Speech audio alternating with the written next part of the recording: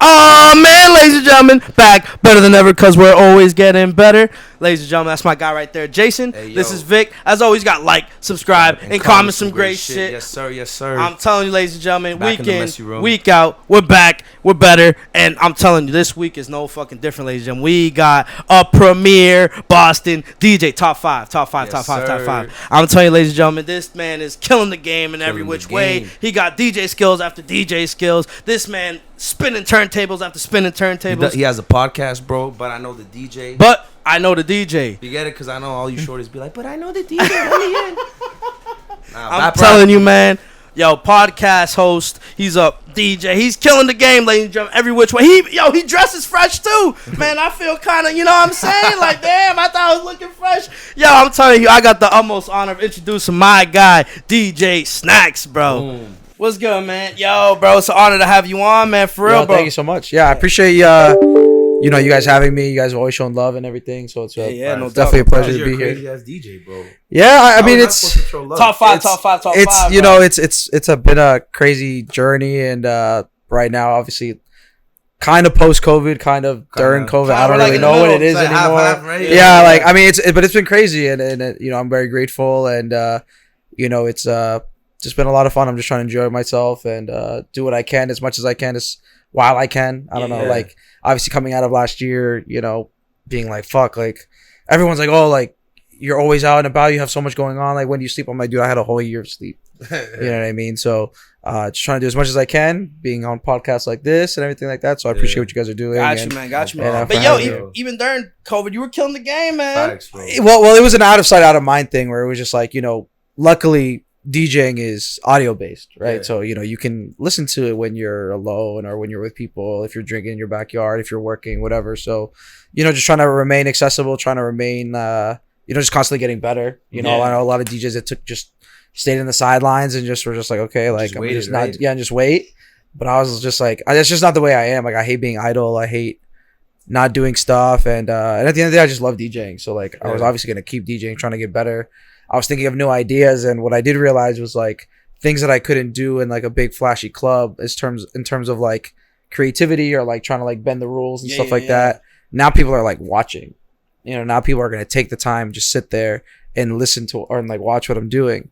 So I was like, yo, this is a great opportunity to just like show like what I'm actually really good at. And that's like, again, bending the rules and like, you know, making things a little bit more creative and high caliber, but also like always having fun with it. So that's kind of like that was like my thing, I guess, during COVID for like a year. And then people just like started like recognizing me as that and being like, yo, like you're different, you do things differently, or you think of things differently. It's like more fun, I want to say, like. But that's what I mean, like, you know, DJing has become this cool thing that, you know, people are like, oh, like I see that it looks really, really dope. You know, they're around lots of women and it's fun every weekend. Like I want to do it. And then they do it. And like, you know, so they do it. And like, yeah, you can DJ a night of just playing like this song and that song and that song. Like, but it's, you know, it is an art form. Yeah. And so if you don't treat it as an art form, like that's when, you know, those become those different levels of respect, right? What we were saying kind of off air is like, is there hate around DJing or anything like that? It's like, it's mostly just understanding where people kind of fall. Okay. You know, so it's like, you know, there's jukebox DJs or like there's DJs that really take it as an art form that want to tell a story. People, you know, people that just want to play at the big clubs or as the easy bars or anything like that. Like me, I just try and play at everything. It's a new challenge every time. You know, whether it's a Latin bar or a big EDM club or a college spot, like, you know, if you really, really love DJing and really, really know music, you should want to play at all of them. Okay. Why limit yourself to anything like that? And, you know, I think that's something I've taken upon myself since day one. And, you know, now I'm lucky to be able to play at so many different places in one time. A question I have is like, so you say you'll play, you know, you'll play at anywhere, you know what I mean? Like you'll love to do anything, but like there's not a place in this world where you're like, I got a DJ there at least one time in my life, bro. Oh yeah. I mean, as far as Boston, I think I've touched all of them. Yeah. I've nearly hit the ceiling. Like I still haven't played at the Grand. 8 years in, right? 8 years. 8 years in, yeah. I still haven't played at the Grand, which is really, really hard to play at. They're very, very tight. Yeah, it's a really, really dope spot. I've been there multiple times. I know dudes that are residents there. Like, but it's a very tight knit. It's like just the way they manage their tight, venues. right? Yeah, it's like very, very tight. So, it's very, very difficult to play there. But, that's a place I would love to play just once and just say I did. And obviously, like the casino, like, again, it's owned by the same people. Oh, I didn't know that. All owned by the same. So that's what I mean. Like the Grand and the yeah. So like people ask me all the time. They're like, "Yo, why don't you play at the Grand? Why don't you play at Memoir?" I'm like, the same reason I can't play at the other one. You know what I mean? Like it's all the same reason. Yeah, I mean, yo, the Grand Memoir owners, y'all slacking. My boys mixing. I mean, they have a great team right now of circle of resident DJs that that are like they. What is a resident DJ? Like somebody that's always there? So it can vary. So like right now I'm the resident of Icon and Hava, but like so I also do the bookings for like so Stams is a resident in Icon too, because I see there. Well, kind of. So the difference is like I'm actually part of the team that puts together and I book the DJs. Oh. So I choose Stamps to be there. Oh, yeah, so you're like big in there then. Like you're important. Yeah, I mean they trust me enough to choose which DJs come. That's important because like legit, you're they being will. humble, I guess If you put Vic as the DJ, right. People are gonna go out there running, bro. Yeah. So if Stams is like Stams plays there a lot, I think he's a great DJ and he's my friend. So like you're gonna see him a lot there. You know what I mean? Yeah. So. But I've seen him there like 4 times. He's like I said, like for me, for my job, I do my job well if the music is always good. Okay. If the music is flat one day, they're gonna be like, "Yo, why'd you book this person? Don't book them ever again. What the fuck?" But if the music's fire and the bar does better because of it, and the people are giving great feedback, it's like, okay, Snax killed it this week. He picked a great person at the great time, and everyone had an amazing time because of it. We all ate. Boom. I would like if I was in the DJ community, bro. I would definitely want to be your friend, bro. I feel like you dictate my future in a kind of a way. You know? What I mean? So that's the thing. Like when I got my music director position for Dope Entertainment is the company that runs the multiple. That's a podcast. You sponsor your podcast. They also sponsor the podcast. Yeah. So they're multifaceted. Blah blah blah blah blah. We need to talk to them dudes, bro. Yeah. So Ado is the guy. Ado. Ado's the head of. He's founded Dope. I follow him. ADO. The page. ADO. Yeah. So he is the guy, and shout out to him. Like that's my brother. Like we're coming for you. He's trying to be on his like Jeff Bezos, Steve Jobs, like we're just to cover everything. Sure. You know what I mean? Okay. So it started off with nightlife, went into media. Again an adjustment part of COVID. You know what I mean? Mm-hmm. He hired me. It was like, yo, like, we're getting so big or we're doing so much. We're like, and he's like, I'm not in touch with the DJs or with music or who needs to be where. Like, he's like, I'm not focused on that. I'm trying to shake the right people's hands. I'm trying to get these new venues. I'm trying to get these bookings. Yeah. If they're trying to book a big rapper or whatever, I'm focused on that. I can't be focused on these weekly DJs. But he's like, but I know you care. And I know that you know what I'm saying? He was like, so one, like, you become our resident, like any big event. So like, we have a long weekend this weekend. So we're going to be at Hava. Like, I automatically have it because I'm the resident. Like, there's no point in looking for anyone else. You have me. Okay. So, and then with, I could book myself every week at Icon if I wanted to. Really? You know what I mean? Like, I have that power. Wait, so that's still through Dope Entertainment too? So, yeah. So they do go to mad different clubs? No. So right now we have, so we used to do Icon both Friday and Saturday. Okay. And then, but now we just moved the Friday to Hava. Okay. So now we have Hava Friday, Icon Saturday. Now we're just opening our college branch now that school's back. So we have Tavern in the Square. That's like in Alston, Brighton. That we have that bi-weekly Fridays. And then we have just a couple other like local to like BC, BU bars that we cover just because it's kind of seasonal. Yeah. So like we cover both the bar level and like pretty big club level. Okay. And then we do long weekends at Hava, so like Sundays for long weekends.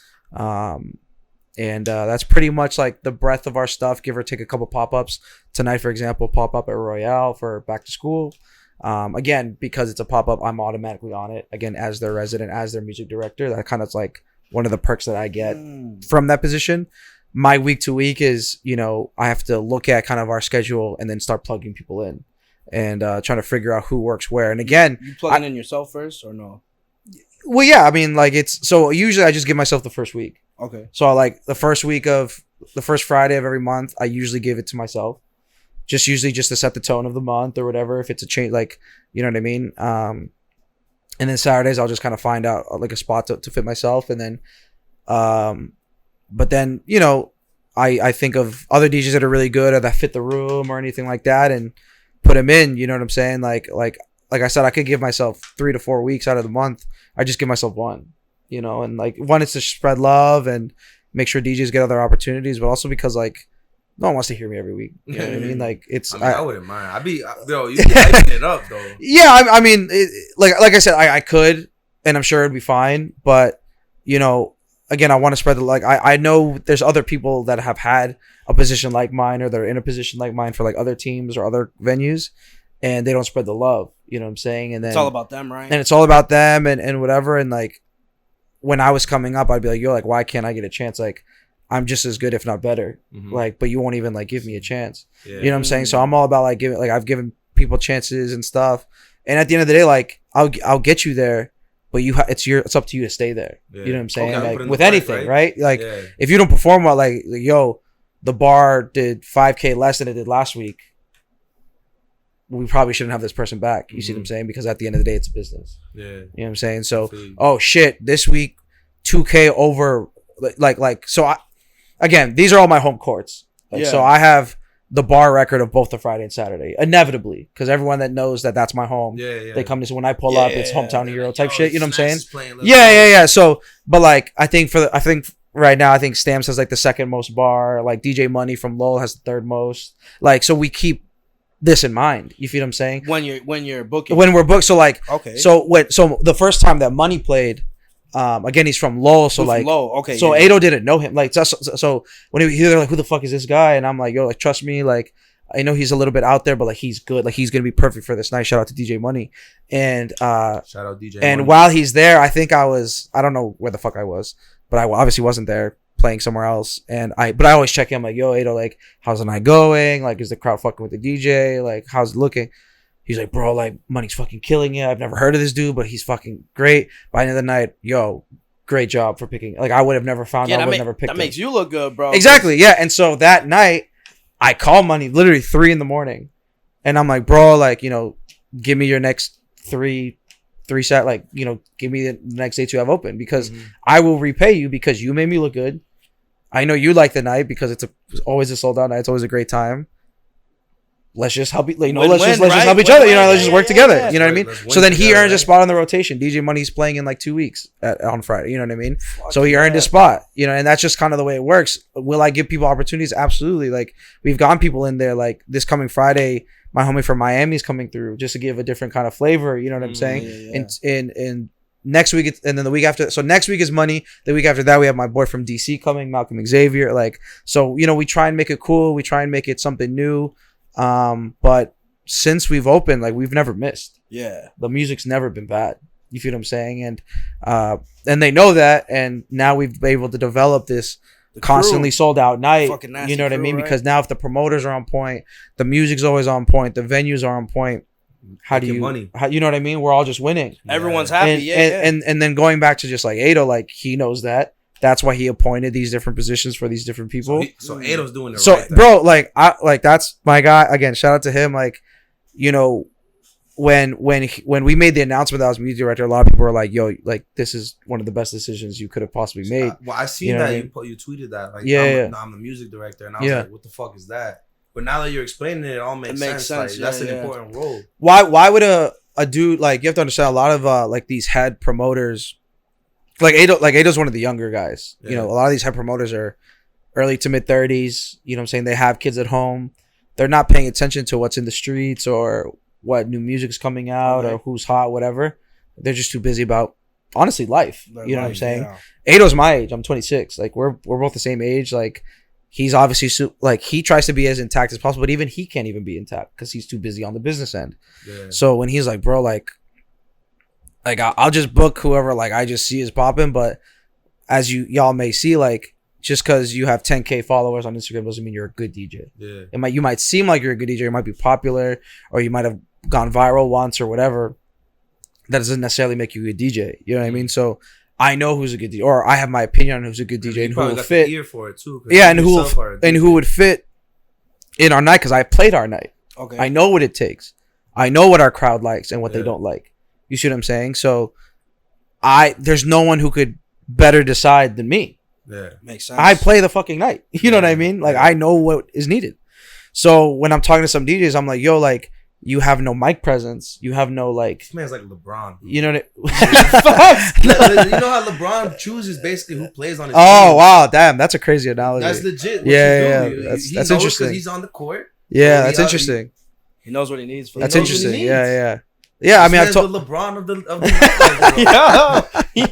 That's a great analogy. I'll take it, man. I was gonna say, like, yo, so I feel like, all right, because you mentioned like fucking 6 names right now, right? I feel like the networking game has to be crazy in DJing, but I also think it's like competitive too. So it's super competitive. So where do you draw the line between like being like the brotherhood of DJing and like I'm better than this dude and he's whack or whatever? Yeah. So yes, definitely super competitive. Like in Mass alone, probably hundreds of DJs. Yeah. You know what I mean?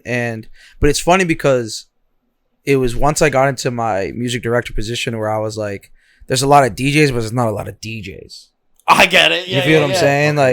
Like because again, with my job, there's I might, but there's not a lot of yeah. Like I could, like when I play someone at Icon and I'm playing somewhere else, because I can still take my own bookings. Yeah. You know what I'm saying? So you let them play? I let them play. I'm like, yo, welcome to my house. This is my house. This is the person you didn't know. These are the bartenders you can fuck with. Like, you know what I'm saying? Like, I'll give them the lay of the land. This is what usually the crowd likes. Is usually what time they come through. Do your thing. Blah, blah, blah, blah. I'm going to be checking in with Ado to see how you're doing. If you do great, like, we'll have you back. That's pretty much how it goes.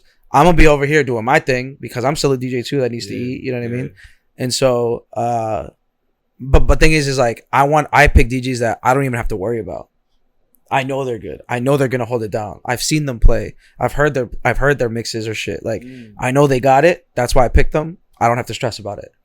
You know what I mean? If there's a DJ that I'm like, I can't even focus on my set because I'm texting it like, yo, how are they doing? How they doing? Like, are they good? Like, are they fucking up? Like, you know what I mean?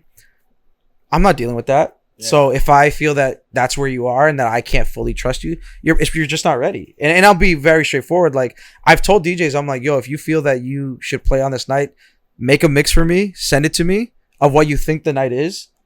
Try and do your best. And if I think it fits, it fits. And some people have been like, oh, no, I'm not doing that. I'm okay. Then clearly you don't want to play there.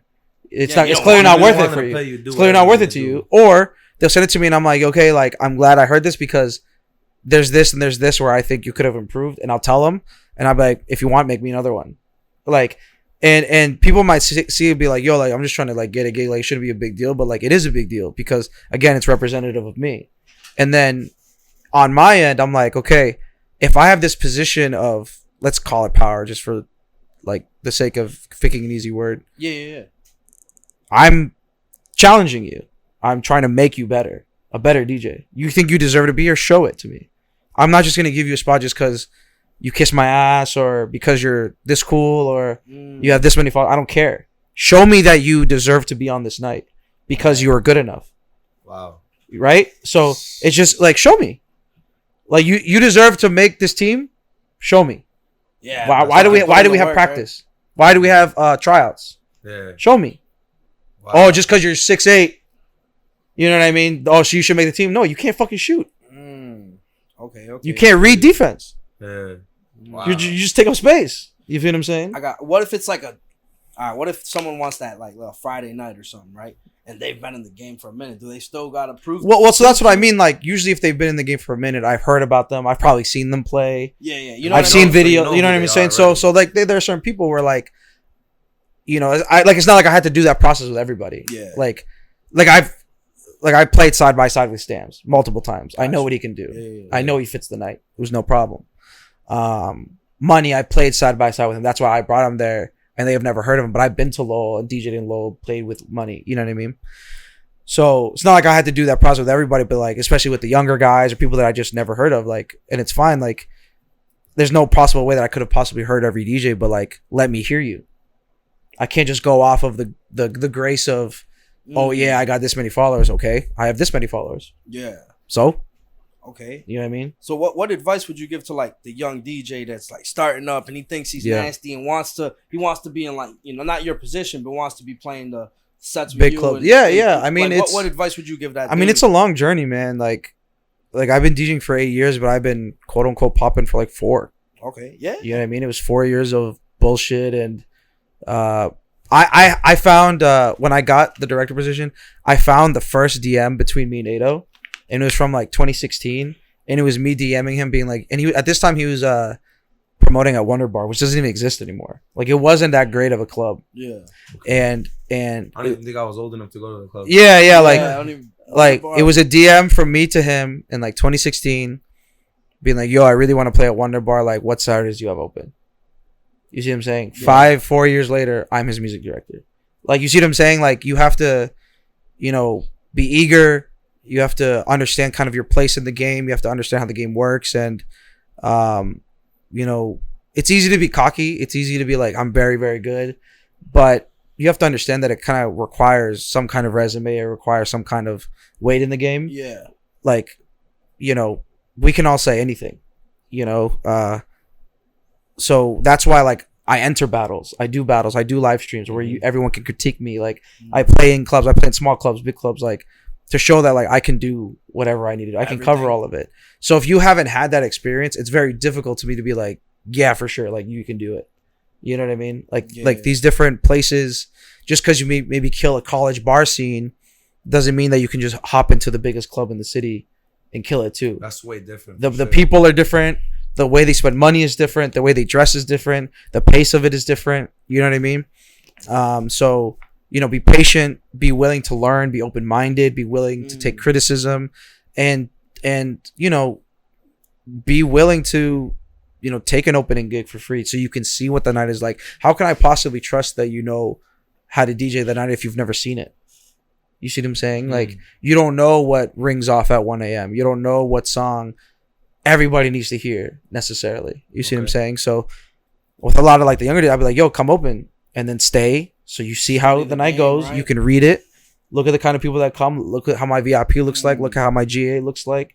You know what I'm saying? Like, now you've seen it a couple times and I've heard you play. Okay, you might need some polishing, but you know how it goes. So now it's just a moment of like time.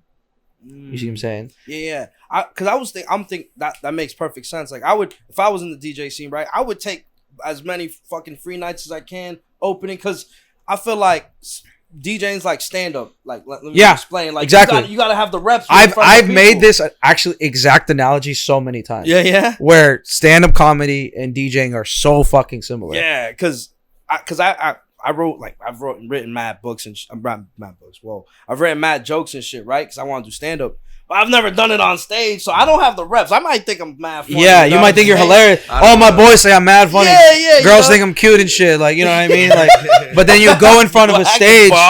You go even if it's just like a small what do they call it? Like a small club, like comedy club, 150 people. That's a lot of fucking people before you were just making jokes to your family. Yeah. And now you're standing there. Right here, and now you're standing there and you're like, like, how about that right in? Like, guess that's why they call it Sin City. Like, you know what I mean? Like you don't know what you're talking about. But then, like, you do it for years and years, and now you're Kevin Hart doing it at a football stadium. Yeah. You feel what I'm saying? Like, it's the same progression, bro. Yeah, how do you expect to just be thrown in the football stadium to make 30,000 people laugh? Yeah. Makes no sense. I feel like that's with anything, though. You always gotta just like start where you start, and then just keep going from there. And thing is, don't get me wrong. There's, like I said, 4 years of like bullshit, bro. Like, you have to. I tell people, like, you gotta be willing. It might be 2 for you. It might be 3 for me. It might be 5 for them. Like, it varies, but it's to do it to what I think is right. Excuse me. Yeah, you gotta go through some bullshit, bro. Like, crazy shit, bro. You been in the game, right? 8 years, right? And you said you started popping up. Do you remember like your first like gigs? Like, were you killing it? So it was like, it's hard to like distinguish what's a gig and what's not, because like I started coming up on like just like college dorm room parties. So those were like gigs, but like you were DJing, or you were just were spinning and everything? Yeah, on the phone. Yeah. Like, oh, okay, so I started college at Holy Cross. Okay, in Worcester. Yeah. You were doing like accounting or something like that, right? Huh? Accounting? Is that what you're doing? No, so I ended up transferring out because I couldn't figure out my major. Oh, okay. So I ended up finishing at Suffolk studying marketing. So that's ended up what I ended up. And you graduated or not? At Suffolk, yeah. Congrats. Yeah. So started at Holy Cross, and you know, if you know Holy Cross, like, it's pretty much a gated community. Like, it's very small. It's like a church school, right? It's Jesuit, yeah. Purple, right? Yeah, purple and white are the colors. Yeah. But it's like it's like a Catholic school, I guess. But they party. You know what I'm saying? Like, but and D1 school, whatever. And so I'm from Rosendale, south side of Boston. So when I was a freshman, one of my boys, shout out Johnny Cassius, he was a senior. Yeah. He was a senior there from my town. Okay. So you know, obviously, like, I had a kind of an in. I was like already going to senior part, and like, when you're a freshman dude, you're not going anywhere. You know what I mean? When you're a freshman girl, you're going everywhere because I could tell you one time when I was a freshman, I tried to go to a party and they hell no. They told me no at the door. Of course, they told me no at the door and I had to dip. Bro. Yeah, deadass. If you come with girls that let you in, oh really? You gotta come with like hella girls. Like you gotta make up the difference. You feel what I'm saying? We have five guys and 2 girls. Nope. They let the girls in. Yeah, get the fuck out of here. Because that's what I'm saying. Like if us three musketeer it, right? Yeah. At least 5 girls. At least. Because we gotta make up the difference. That's crazy. That's the type of shit it was, right? Yeah. So all my boys, they weren't going it. My floor mates, they weren't getting in anywhere. But this is my homie. You know what I'm saying? So I like he was, yeah, you good here, whatever. And so I remember I think you know, the first week no one really has classes or homework yet, so there's just parties. And so I'm just like pulled up at these things and I didn't really know what to do. Like I'm just like this freshman dude. There's all these like drunk bitches and shit. Like I'm like that are all older than me and whatever. And they were like, yo, like one of them, they're like, man was like, yo, you like DJ, right? And I'm like, yeah, like I guess, like I kind of just like do it at my bedroom, you know what I mean? And they're like, yo, like we just kind of run aux, but like it'd be better if we had a DJ. And I'm like, yeah, bro, like for sure, like. And you just did it? And I just started like DJing there. So because he wasn't a football player, but his roommates were football players, so they were like the poppin' senior. So they were like the guys with all the shorties. Yeah, bro. It was see their poster on the fucking. Yeah, like it was popping. Like they were that apartment, and so I was just DJing their parties. And like you have to understand, this is like 2013, 2014. Yeah. So like Migos was just popping off. Like it was like mixtape Migos and like a lot of Drake, and like dancehall was really popping, and like like it was that kind of vibe. Yeah. And so they were like, you know, but a lot of like the school sanctioned parties, it was like a white school at the end of the day, so like they weren't playing any of that shit. So like when I would play, like I'm playing fucking like Trapped at the Bendo, like you know what I mean, like I'm playing like crazy, like mixtape Migos and like mixtape Meek, and like we're playing dancehall. Like I remember it was white walls, and like the next day they'd like send me pictures because like there's like blue stains on the walls, from people like because of jeans, because of the sweat and the humidity of the room, and like people would wear like new jeans trying to pop out, you know what I'm saying? And like so like we were like, yo, these parties are crazy, and like so, and then eventually I remember again, this is like first semester of my freshman year, the activities department of Holy Cross like sent out this like school-wide email being like, you know, we're looking for DJs, like because they threw sanctioned parties, like so Holy Cross does this thing where every Saturday night they host a party to keep people from going in to do it, to like doing apartment parties, because apartment parties aren't allowed. So it's like, oh, like you guys don't have to do all that because we host a party, but obviously you can't drink there, you can't be getting crazy because at the end of the day it is a school party. But Catholic school. I mean, well, the thing is, the whole Catholic school thing like wasn't. It's not like they were like. It was just like you just couldn't. No one underage drink. Be the ones giving you the LQ and shit though. No, yeah. So like obviously, like, if you did pull up, you gotta like pregame OD and like whatever. So they sent out this thing. They're like, "Yo, paid DJ gig." You know what I'm saying? And I was just like, "Yeah, for sure. Like, I want to get paid to DJ. Like, I'm doing this shit weekly. It's fun and like whatever." So you weren't getting paid at the party. So he was just getting the in. He was like, yeah, bro. Like, you know what I'm saying? Like, I was like, that was enough for me. This dude was the coolest dude on the fucking. But you know, and like they would like I wouldn't have to like buy like they just had it like. I didn't like, you have to understand, like every week, like I was just meeting chicks, like you know what I'm saying, you know, like and girls that are older than me, because like he's controlling the part. That's what I'm saying. Like I didn't need money, bro. Like I didn't, and you know, get enough payment for sure. Yeah, and like I didn't need to buy. Like I had a fucking food cart, like a cafeteria cart. You know what I'm saying? Like it's not like I had to buy food, buy clothes, like it was college. You know what I mean? So I was like, oh shit, like I could get paid for this shit. And like I remember the bread was straight. Like I forgot how much it was. It was probably like $250 or something like that per gig, just for a night. Like and like as a freshman college kid, like I was like for that never got really paid to DJ. I was like, fuck yeah. I'm about to start DJing and so, Holy Cross. And so I remember I emailed the back. I was like, yo, like I DJ out here, whatever. And I remember I had to like go into the thing and they like interviewed me. But the thing is, the interview was stupid because it was like they didn't ask me to play anything. Like they were just like, so how long you been DJing? Yeah, they were just like, can you like, are you free? I'm like, yo, I fucking live on campus. Yeah, I'm free, bro. Like what do you mean? And I'll do my homework. What the fuck? Yeah. And then I'd be like, okay, like these are the days we can give you, and they gave me like not every other week, but like maybe every 3 weeks, because they had other DJs that they wanted to plug in, whatever. But it was like when I was there, it was basically like, okay, we're gonna start the party at Johnny's apartment. And once we get shut down, because they were always getting shut down because the RAs. Oh, yeah. They're making mad noise, drinking this shit, underage drinking, blah, blah, blah. They're like, yo, end this shit. Like, whenever we get cut, we're going straight to you. And so, like, it would be dead. And then all of a sudden, I'm getting texted, we're on our way. And, like, it would just be packed of, like, people, of, like, my people. And then we were just playing our shit. But now in, like, big speakers. Now in, like, a big room that wasn't sweaty. So they were like, yo, like, when it's your parties, they're fucking wild. And when it's all these, like, no one comes. And I'm like, yo, because like I came from these parties, you know, like I was already doing them, and now they just want more space and like whatever. So you know that, like you said before, you know the crowd, you know what they want. Yeah. So like all these other DJs were playing. Like I remember I would like stop into the other nights. That's crazy. To listen to the other DJs, and they would like so at the time, again, you have to understand, this is like 2013, 2014. Like the big pop song was Selfie by the Chainsmokers. I don't know if you remember that. It was like an EDM song. It was like, but wait, let me take a selfie. That was like the big song. Whipping out the sticks. So that was like the type of music that all the other DJs were playing. But then I pull up and I'm playing dancehall. I'm playing Migos. Like I'm playing all this other shit. And like people that like shit that like people actually want to hear. So then it turned into like people were like, yo, we need to pull up when he's pulling up, and they noticed that. Next thing I know, now that the local bars and the pubs are hearing about me. Wow. Because someone mentions it or whatever. Oh, we got this dude at Holy Cross. They go on one of the nights. This DJ sucks. We got this DJ at Holy Cross. Game, bro. And that's how it happens. But that's how it happens. Like the more, if people start fucking with you, people are gonna start vouching for you, because whenever if they fuck with your music, but they're like, okay, I want to go here, but every time I go here, it's the music sucks. Let me just tell them about you, because then if you're there, now I get to go here. You see what I'm saying?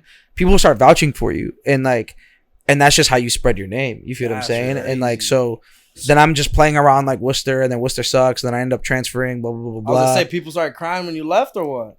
No, I mean, it wasn't that deep. It was just like, you know, at the end of the day, people are just getting drunk and like whatever, but it's like, you know, like Johnny graduates, like, you know what I mean? Like, it's all this shit. Like, I left by sophomore year. So, you know, but it was like, okay, but then so transferred out. Now I'm at Suffolk. Like, I have to start over. I don't have a Johnny anymore. I don't have anything. I just came from Worcester, an hour away, and I didn't even really pull it. Like, I just had like my classmates and my peoples, you know what I'm saying? So then start over, just trying to play wherever I can, like wherever, and then doing it again, growing the crowd. Oh shit, and we fuck with you. No, you should play here, you should play there. Like, and that's how it happened for me. So that's what I mean. Like, when people are like, no, I want to dive in right into Icon. So the club right there. Yeah, I'm like, bro, like, take your time, you need to take your time, man. Like, so that's what I mean. Like, I had to start over like twice. You know what I mean? That's beast, bro. Honestly, that's a crazy story. That is. I love that shit. Like, you've been grinding since the start, and you can tell, because like when I've been like really like I be fucking with you is whenever I hear like some crazy mix, like shit that you don't expect to be going on, bro. And you hear it like for example, like the Pink Panther one you did.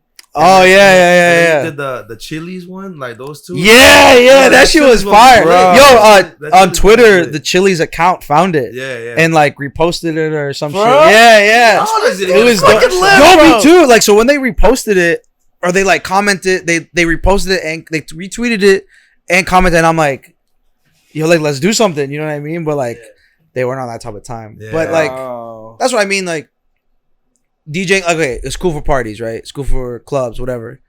But it's also just entertaining, man. Like if I could just pull up a video, and like it makes someone's day, like, and it makes you just be like, damn, that was cool. Like, you know what I mean? Like, that's what it's for. Bro, you know what I'm saying? I'll tell you, that's what I really fucked with when I was like looking into you more. Like, so we met you that day at Stephanie's, right? Yeah. And then I was just looking into your shit, and I could just tell when you were DJing, like, you love that shit. Yeah. Like, you have fun, you don't care, you're just trying to I mean I like Stephanie's especially, yo, you bro, getting lit, bro. Yeah, I mean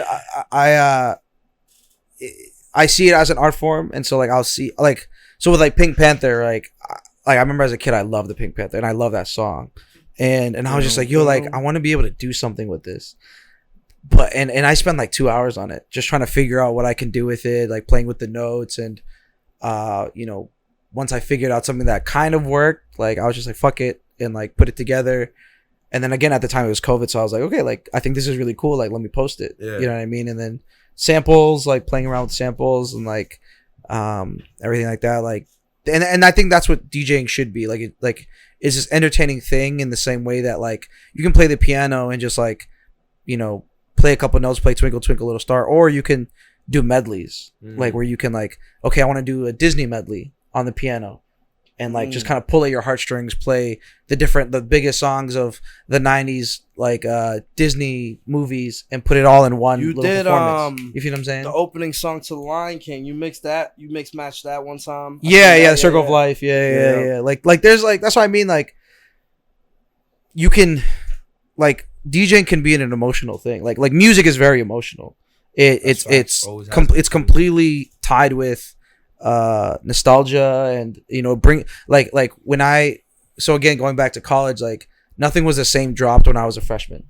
You feel what I'm saying? I remember that. I dropped it like 2014, I think. So it was like the second semester of my freshman year. Yeah. And so when I listen to those songs, like it brings me back to like when I was just a freshman in college. You know what I'm saying? And like Take Care, I was a junior in high school. Like brings me back. So Far Gone, I was a freshman in high school. Like I was 7th grade. You know what I'm saying? Like, so like when I listen to these songs, it brings me back, and that's what I mean. Like if you understand music in that way, you know, for example, so like I do weddings too. Yeah. And one of the things they say for wedding DJs is you should look at the bride and groom. Let's say they're 25, both of them, right?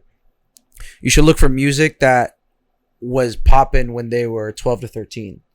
Because that's the age that you start developing, right? your music taste. You're not just listening to what was just playing around your house anymore. Like you're starting to develop find your own a taste. Yeah, you see what I'm saying? So if it was popping around then, where at this time of your life where you're listening to music and you're understanding music, if you start playing music from that time, again, whenever the bride and groom could be 40, you go back to when they're at 12. And you start playing some records from there, like you start really playing. You start playing with their heart. You start playing with their mind. You start playing with their memories. So like that Dynamite, if they play that Dynamite, like in the but you and it's records where you're just like, Dynamite. I was like, what are you? The bullshit. I knew what he was talking about. I knew exactly what you're talking about. I thought of Dynamite like ate fucking wrestling, bro. Nah, Dynamite the song. I need to boom boom. Yeah. And it's but that's what I'm saying. It's music that you're like, this isn't my favorite song. Tayo Cruz. But you're like, this isn't my favorite song, but I know it because this was at a time in my life where I just was consuming music. Yeah. You feel what I'm saying? Yeah. And so that's crazy. So like when you have these understandings and you study music that way, like you're able to know and play certain things that you know are gonna hit. For example, y'all were playing my set from our new Normal Festival while I got here, and it ended on My Boo and You Don't Know My Name by Alicia Keys. Yep. 2 R&B records that are from when we were kids. And while we were all setting up, y'all were singing it, and I was just sitting here being like, that's the shit. Like I know that those are 2 records that you might not listen to every day. But you fucking know those records. You see what I'm saying? Imagine some classic Kanye, bro. Yeah. So I'm a huge Kanye fan. I'm a huge Kanye fan. And like on our Friday night party at what used to be at Icon and is now our drip party. It's a big hip hop party. Like there's like I remember I played like a Kanye record and I saw that everyone was fucking with it. Like big Kanye. I forgot what Kanye record it was. But I was like, okay, we have Kanye fans here. And then like I randomly just dropped like Father Stretch My Hands Part 1. Like I just drop it. And the place, and it's like a moment, you know what I'm saying? Like, bro, I'm like 5'3", 5'4" on my license, bro. You would have seen me jumping like mad high, bro. Yeah. So it's just like, again, I see a lot of DJs and they play the hits and it's cool, A and B, whatever. Yeah. And they get through the night and it's great, and they have fans and they have supporters and they get bookings and shit. But I'm like, there's so much more to do.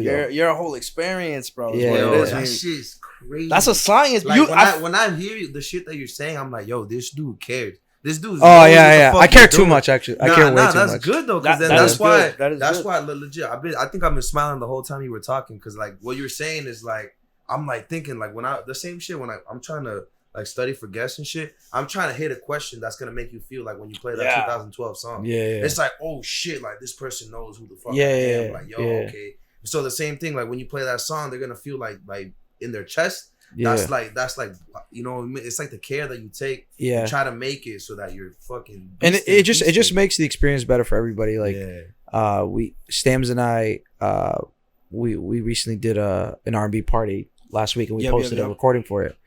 And when the night started, like it's like a 3.5 hour recording that's like posted. So in the beginning of it, obviously it's like early in the event. Not a lot of people were there, but we're still like vibing. So like you can see the difference in the kinds of music that were playing in the beginning versus the end, right? And in the beginning, like if everyone, like it was at a lounge, so it was like a brunch day party thing. So everyone's eating and sitting and like chilling. Cool. So like you don't want to blow their heads off because they're chilling. Because they're chilling. You know what I mean? They want good music, but they want to also talk to their friends. You gotta know the time and place, be on Snapchat and be like, oh, like we're having a good time. Look at my food, whatever. You know what I'm saying? So with that, we're like, we know people are listening, but they're not dancing. So like we got to play with their brains a little bit, make them sing a little bit because they're not dancing. But if they're dancing, you can't be doing all that. You know what I mean? Like you have to be able to like read that and understand that. So like if you listen to it, like in the beginning, we're doing very complicated stuff, like very intricate things because it's not as hype. We can focus on a little bit and the people are more low key. But towards the end, we're just slamming records. Like it's going through because people are more hype. People are up. People are doing shots, like people are trying to get bottled, you know what I'm saying? So now it's like different. Like I can't do like my lounge set is gonna be very different than my club set. You know what I'm saying? You can't do the same thing. But if you only have one kind of set, how do you expect to get more than one kind of gig? You know what I mean? So you have to be able to like adjust to that. I can see the difference between a lounge and a club, but what about like a wedding? Well, don't you want the wedding to be mad lit? Yeah. So but the thing is, weddings has it all in one. You have cocktail hour, you have dinner, and you have reception. Yeah, right. So like during cocktail hour, I play like funky stuff, get people like, so cocktail hour is when you start like figuring out your crowd. So like, oh shit, you know, I might play like a disco record, like a safer disco record because I want to save them for later. Safer disco record, but I see Auntie who's ready to already fucking move, and it's only cocktail hour. I'm like, okay, I'm looking for her later. You feel what I'm saying? And then I might play like a Backstreet Boys record. Okay. And just like be like, and there's a whole table of girls, like the bridal party. They're all singing. And I'm like, okay, so they fuck with 2000s pop. You feel what I'm saying? Okay, now I know them. And you just start trying stuff. Because cocktail hour is so, what's the word? Like low risk. Okay, yeah. Because they're all just mingling. I'm background music, but the people that, because like, if you hear a familiar song, you get connected to it and you start singing it. Right? Like, but if it's when I was singing my boo, I wasn't even noticing until you said something. Yeah. But I was watching you. Yeah. So that's the thing. Cocktail hour is just like I'm background music, but if it connects to you mentally, you will connect to it and start singing to it, or just be like, okay, or start dancing. So like I'm looking for that. And then there's dinner. Dinner's when I can turn it up a little bit, like, but again, it's all funky. So it's like I can drop Frank Sinatra. I can drop you know, some new school, whatever, but it's safe, and it's I can play like a new school Doja Cat, but it's cool, you know, clean version, whatever, and just start seeing how people are reacting.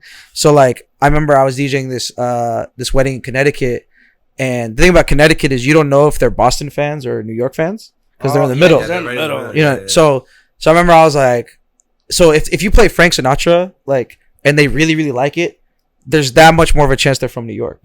You feel what I'm saying? And then you didn't play Sweet Carolina. yeah. So I'm like, okay, I'm watching.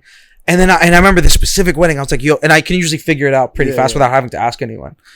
And I was like, for this one wedding, I can't fucking figure it out. Okay. And then at one point, the bride's father comes up to me. He's like, yo, you need a drink or anything? I'm like, yo, like just some water is fine. And I'll go, excuse me, sir, I have a question. Like, I just have to ask, like, what are you guys Red Sox fans or Yankees fans? And he goes, it's funny you asked that. We're Red Sox fans, but the groom's family is Yankee fans. So the reason I couldn't figure it out is because it was half and half. And so I was like, oh, I'm glad you told me that. At one point of the wedding party, I play New York, right after I play Sweet Caroline. Yeah. So it like becomes a moment where it's very clear that we're playing with the two teams and like we're the better team. We have the better song. No, we have the better song. You know what I'm saying? So I took that note and I was okay. I'm gonna make this a thing later. You know what I mean? Yo, yeah. I told you. Yeah. I was telling. I was like, yo, I'm excited for this episode. I can tell that Snax is just a beast. Like from seeing your. He shit, was like a true pro. I legit, yo. I've been. I appreciate that. I'm telling you. So I got a question, right? So I'm telling you, obviously you're a beast. Like we through this whole shit, you're crazy. I never even heard people talk like you before. but like that's why I care too much. Nah, like there's a lot of things I do where like there's a lot of things I do where I look up and I'm like, and no one reacts, and I'm like, oh, like I care too much. Nah, like I overdid it, maybe and like we care too much because what the fuck you're saying right now makes me feel like I'm like, yo, this dude is a beast, right? So like when you're up on there, right, and I've heard like people put like different sound effects, like yeah, right. When they're mixing their song blending, they'd be like, "Yo, you know where the fucking the single ladies at?" Yeah. Like, so for you though, like, what makes a crazy transition? Like, when you know you did a good job. And so don't get me wrong, like I do all that shit, all the annoying stuff that club DJs I do all the time. Like my club snacks and wedding snacks and like lounge, like all different types, different versions. You see what I'm saying? Okay. So I definitely do all that shit, but like I was explaining to you, like if someone plays like a crazy. They're called samples, like DJ samples. Like if someone plays a crazy sample, like over a transition, it's probably because they're trying to cover something up. Yeah. Right. Put some dirt on it. You know what I mean? Kick it under the rug, right? Yeah. Like, oh, y'all didn't hear this. You know what I mean? I'll usually do it for like emphasis or just like, I don't know, like put some color to it. Yeah. You know what I'm saying? But so what's the question? What do I do when it's a good transition? What is a good transition? So. I asked because like I know that you do the you said you have a set like the bitch set where you're like then you go or you go okay you know what I see what you're saying. I like that one because there's multi-layers things at the same time. I mean that's the thing, like that's a beautiful thing about DJing is one, it's subjective, two, there's different things that can be considered really good transitions. It depends on the intricacy of it, the difficulty of it, the creativity of it, and like so it's like, you know, let's think of a sample play, right? So sample play is when you take a current song, find their sample, because you know, like a lot of hip hop, like they sample a lot of other songs, like older songs, right? So you find the sample, play the sample, and then chop it up in the way that the producer did it, and then present the newer version, right? That's a sample play. You see what I'm saying? Okay. So I'm trying to think of like a really obvious example that like everyone knows. Drake song the Care for me, you know the Lauryn Hill sample. Oh yeah. So X Factor to Nice for What? Right. So whoever produced, I study samples, bro. So whoever produced that song, it was like Boy Wonder or something like that. He took X Factor, sped it up, changed the key, and chopped it up in a way to make Nice for What, right? Mm-hmm. So if I wanted to do a sample play, like live, I would get X Factor, the song, play it. Like have its moment. So stay here one day. Yeah, you know you care, and then start because I know. So I know just because I know, X Factor's at like 80 BPM, 80 beats per minute. That's as it gets tempo. Nice for What is like 95. So it's sped up, and the key is different. So through my process of doing the flip live, I am speeding it up in a way that makes sense, changing the key in a way that makes sense, and if it needs to be chopped, chopping it the way the producer did it, and then playing and then blending it and mixing it into Nice for What seamlessly, so it becomes a seamless sample flip. You see what I'm saying? You look how complicated that is. You see what I'm saying? It's a complicated process. You do it all in a whatever. I mean, it depends. Like maybe some samples are a loop. Okay. Some samples are like you know, Started From the Bottom by Drake. So that dun, dun, dun, dun, dun, dun, dun, that's a chop. Like where it's come from, you can't just loop it because that's not the way it is. The notes are in different order. So the producer had to like reorder the notes. Yeah. So if you were to get each individual note, like you would have to play it in the order that Started From the Bottom was. So if I know that that's how Started From the Bottom was produced, and someone does it, I understand that one, you have to find the sample. No, think of the transition, find the sample, understand the sample, memorize the order of the notes, then practice it, then perform it, then execute it. So that's when I'm like, yo, that's when I stand up, and that's when I'm like, oh shit, that's fucking crazy because I know what it took to do that. Okay. You see what I'm saying? Over here just like this. Yeah. That's what I mean. That's why sometimes I'm like, and like no one's doing anything, and I'm like, damn, like it's all good though. But then it takes that one person that's like across the room.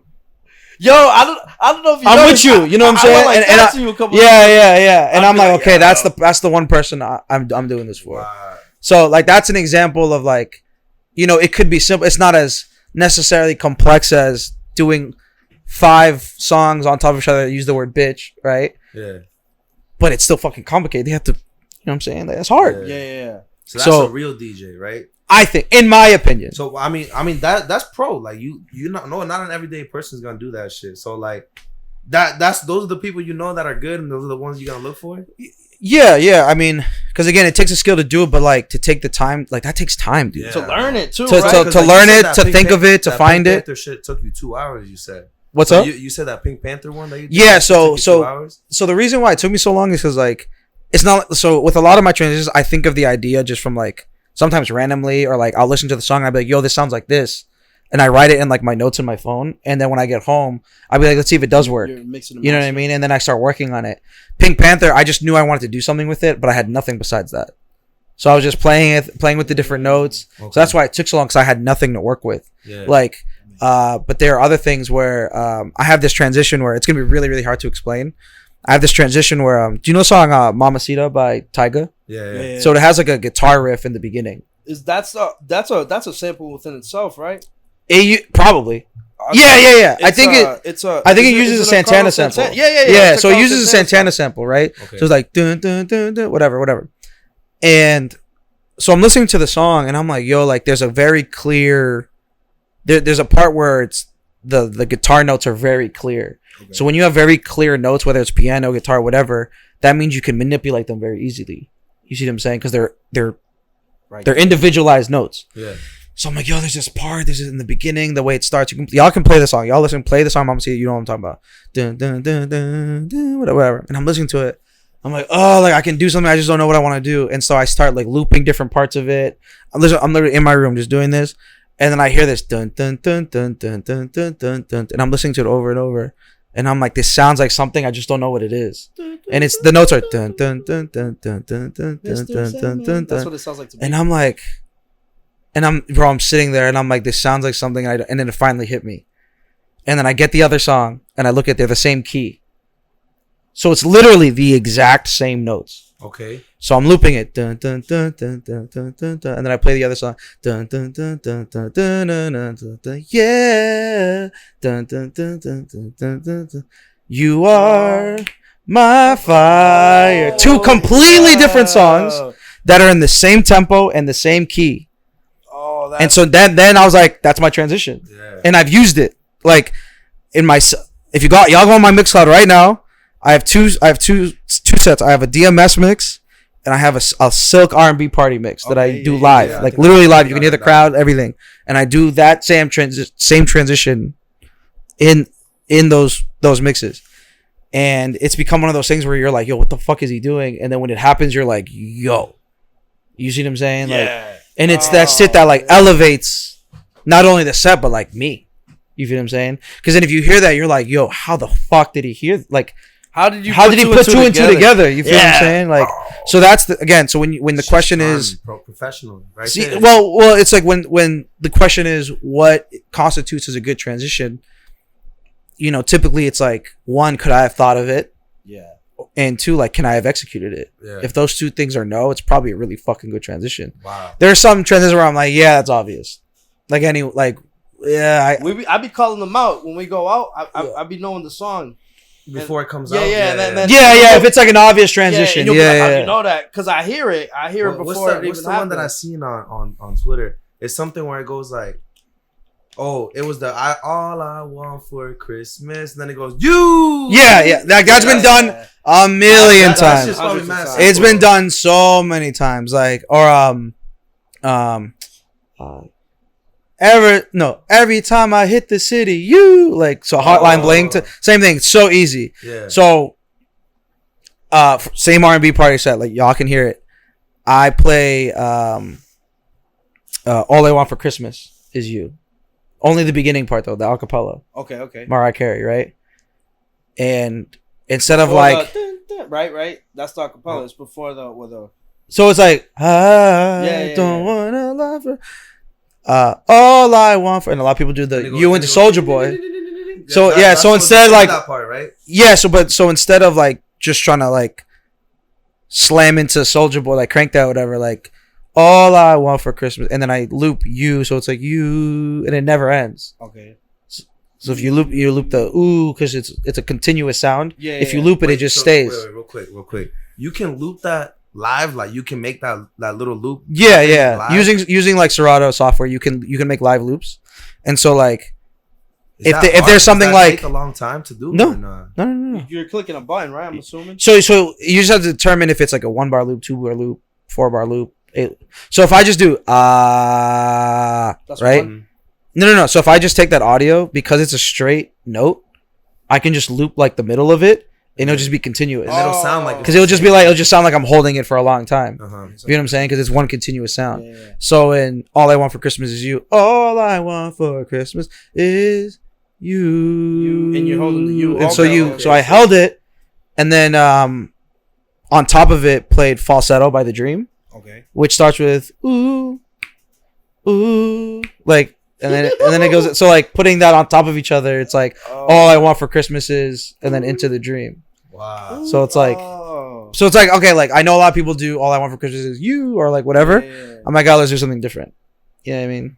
Wow. So it's like, again, just taking time. So a lot you of it's probably just produce music. Right? That's what I was. That was. Yo, we're on the same level. I I was was saying. legit thinking like if you're looping shit, I know that producers loop music. I was Yeah, saying, does but that go you're hand doing in it hand? live. Kind of. You're So doing it legit right there. So there's a lot of producer DJs, Yeah, but like they're Khaled is a but they're producer usually DJ, right? he's not the best example I would use. Oh. But they're usually DJ Mustard. more one than the other. Okay. You know what I'm saying? All right. They're either more of a DJ or more of a I mean, producer. but Khaled started as a straight DJ though. Yeah. Right? And But now he he's- never DJs. Yeah, now he's a producer DJ. You know what I'm saying? But now he never DJs. So like, let's say like. So you think he lost it? Avicii is a producer. So DJ, Avicii, right? so okay, this is a good example. Avicii is a producer DJ technically. Or He what? only started DJing to perform the tracks he produced. Oh. So he was a producer first. What about David Guetta then? Same thing. Okay. I would guess. If he was a DJ first, he definitely neglected it to produce because his DJ sets became very. That's a lot of the thing about the EDM guys. Like they're very linear. Yeah. You know what I'm saying? But then there's like DJ Premier who's like both, but I would say he's definitely DJ first. Okay. You know what I'm saying? So with that being said, like, do I have production software? Yes. Do I make my own edits and tools? Yes. Can I produce original music? No. Because like I just don't have that ear. You think so? But I was gonna say Kanye. I think you could. Most of like 90% of Kanye's music is samples.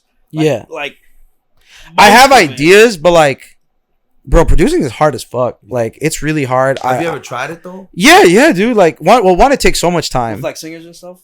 What's up? With live singers and stuff. No, so like, I'll try and just like produce like tracks or like, so like I said, I make a lot of like my own like remixes and like edits of like songs that exist, so I can, so they work for my sets. Okay. You see what I'm saying? Like, and that's what I mostly use it for. Like, I'm very good at that. Like people ask me for my edits all the time. To use them. Huh? To use them. To keep, like, for me to send it to them so they can use them. But creating original music, bro, is like very, very different. Like I might have the idea conceptually, but like producing is so hard. The like, execution part of it? I can't do it. Like Wow. I've tried, and it's one of those things where like you need to be able to, like, the hours that I put in prepping my sets and for me to become a good DJ, I need to take those hours and put it into production. But I don't want to because I love DJing. Because you've already been. You know what I mean? Like, and there have been times where I'm like, okay, I'm gonna dedicate these next 4 hours, and I gotta at least have like some foundation of a track, and then I'd be like, but I have 8 ideas that I wanna for DJing for like a set that I could do. So you think you're just naturally more a DJ? Yeah. Oh, easily. Like I kind of like I think if I wanted to become like a national, international, whatever, I need to have a song that pops off. You know what I mean? Like, Yeah. and I know that, and that's a big reason why I was like, fuck, I just need to like create a record. I can't fucking do it. Like I can't. Not I can't do it. I just haven't been able to do it, and like I've You can struggled a work lot. with, like, a producer that already produces music. So, you guys can bump heads. Yeah, Not bump so- heads, but I mean like collectively, like work together. yeah. So I don't know if you guys know who Scrap is. Scrap. So He a he producer? so he's He's a producer from here. He kind of like left the music scene. He's more on like the like he has a record label now, like whatever. He's more on like the back end stuff. Okay. I had him on my show. He's a really smart guy and really great friend. And he did bass music, like really intense, like dubsteppy, like type shit. Okay. Yeah. But like the sound design and production of it is insane. Like it's like seeing him do it. So first I was a fan of him, and then so the way we met. So I've always been a fan of him. I had like remixes of his that I would play. Like I was just a fan of him, and then one day I was at work. This is 4 years ago.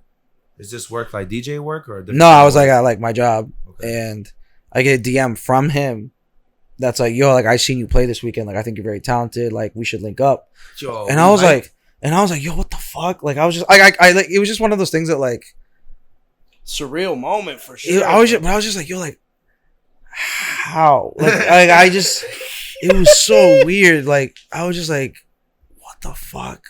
Like I was just like, I listened to your like your music, you know what I mean? Like it was so weird, but I didn't realize he was local. Like I just didn't know. And so I messaged, like we were messaging stuff, and he was like, yo, like I live in like fucking Eastie. Like, you know what I mean? Like he was mad local, you know what I mean? I was just like, what the fuck? And so we meet, and like when he introduced him by his real name, like his government. Yeah, like and he was just like mad. He was just like mad cool. And then he like takes me to his studio, and we're in there, and like he's going through like tracks that he was like, yeah, these are just stuff I never finished, and I'm just like, stuff? It was just stuff that was like all fire, and he was just like, yeah, it's just stuff I never finished, and I'm just like staring at it, and I'm like, dude, like, how do you just have these in the vault and just not do anything with them? Like, I don't know, they're just ideas I had, and then like, but now I don't want to finish them. And then he shows me like these fully done records that he has with singers, mastered. And he was like, yeah, I don't know if I want to release them. And they're like amazing. And I'm like, dude, like you have to drop these. What do you think that is, bro? I don't know. A lot of artists do Kanye that. does that. Kanye fucking. Well, with the big artists is different because like, you know, everything's gotta be perfect when you got all these millions of people critiquing you, and you know, I definitely understand that. But for him, I'm like, yo, like you can just drop these all on SoundCloud. Nah, I think, and it'll be fire. And it's like someone's gonna fuck with it. Like, what pain is that, you know?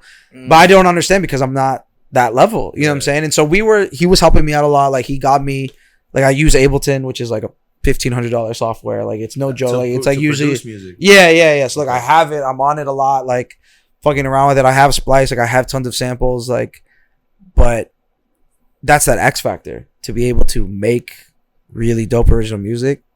That's the X factor I don't have. Really? But I think I have an X factor in DJing. Yeah, like you know what I mean. So because when I'm telling you the transitions that you do, I think that's when I'm hyped with a DJ.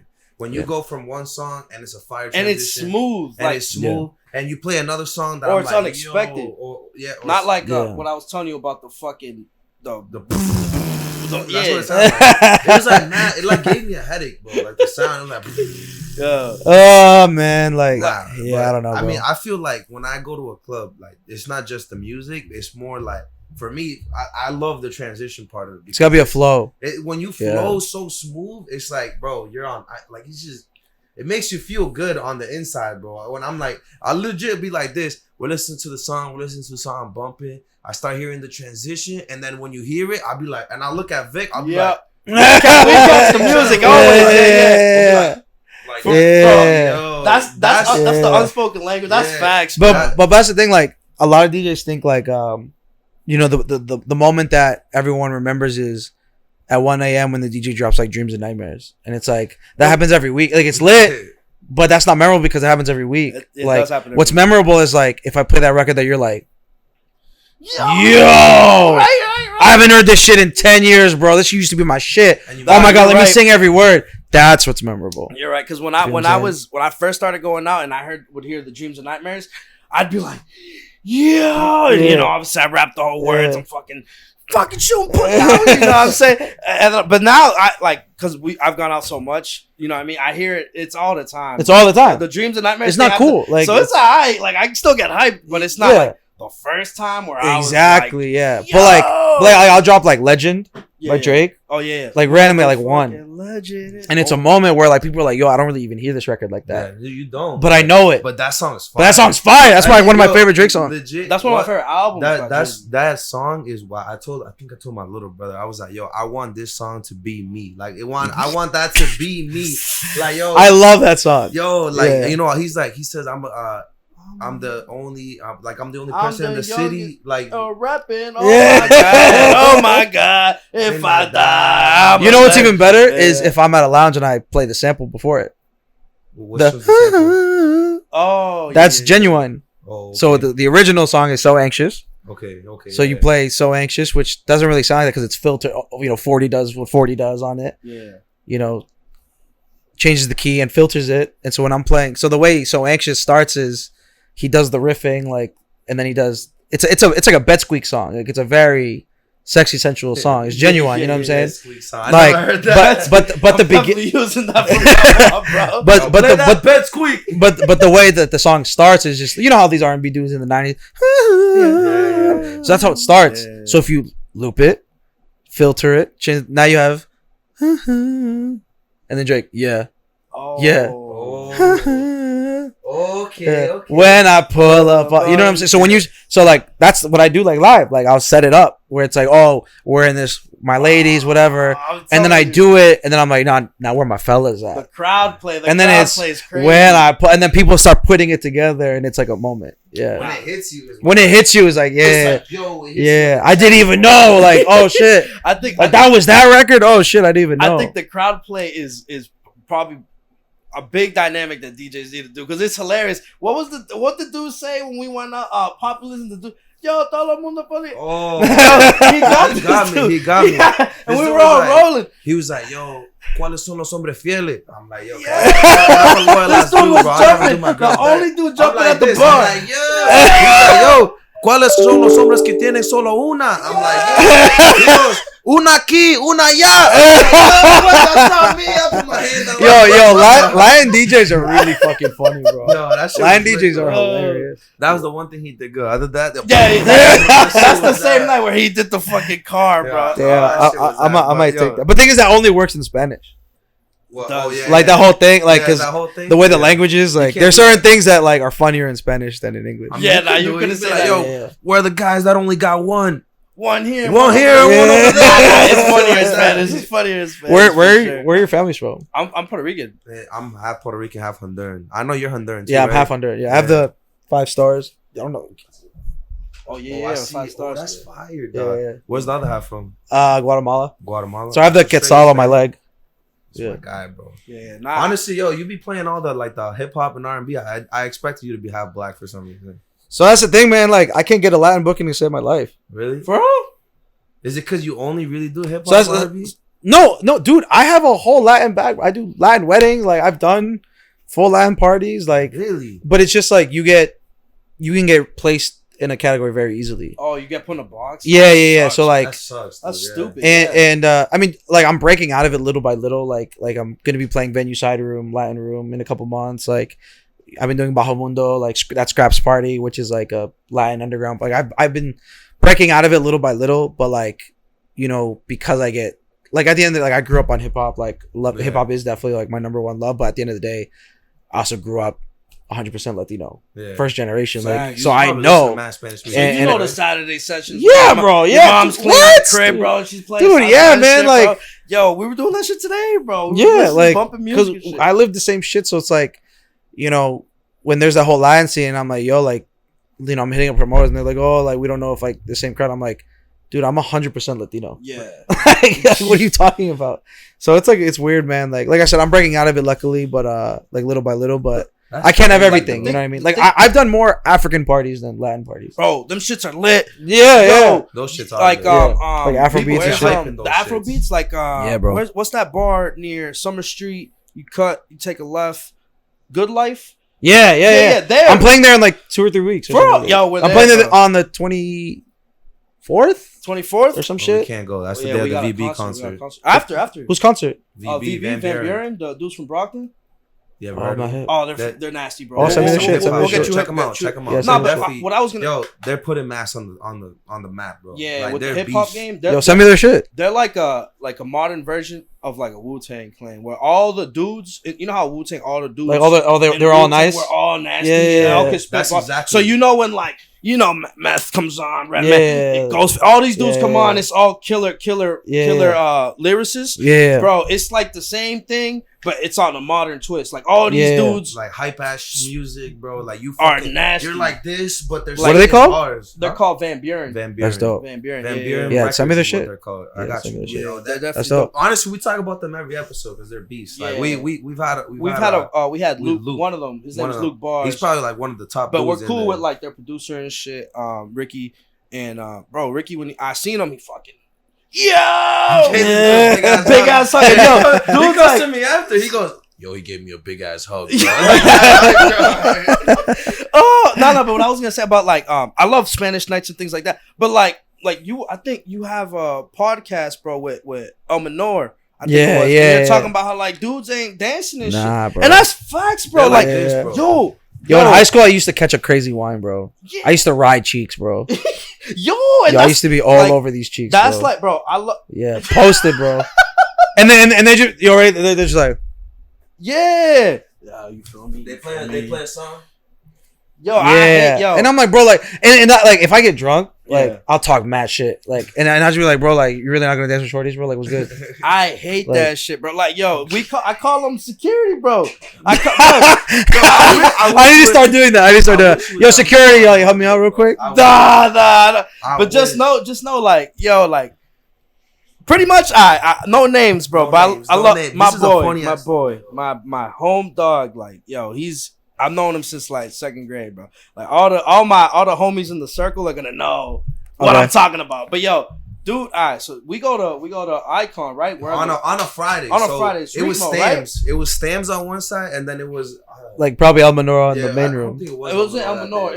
Was it Hectic's? I think it was Hectic. It was Hectic. He was wearing a jersey. That's all. It was Hectic. No, it was definitely Hectic. It was Hectic's. All right, whatever. So yo, fire song comes on. Yo, we're all dancing. Right. I'm in the middle trying to dance. Right. And then I see some girl, and she looking at my boy, bro. I'm with my boy, and I'm like, down like that, bro, with the like shit, like 6 times, and I'm like, hey, yo, I go up to him, yo, bro, get on that right now. I'm telling you, I saw it. You gotta get on that, bro, right? And this dude goes, nah, bro, I'm like, yo, bro. Is he Latino too? Yeah. And he was mad scared, bro. This is what I'm saying. And I'm like, yo, bro. I was like, yo. I'm my mom. She was looking at you up and down, bro. I'm telling you, bro. I'm not lying to you right now. Like I was like, I know I fuck around, I joke around and shit, but I'm telling you, you're gonna be whining and dining on that, bro. Please jump on that, bro.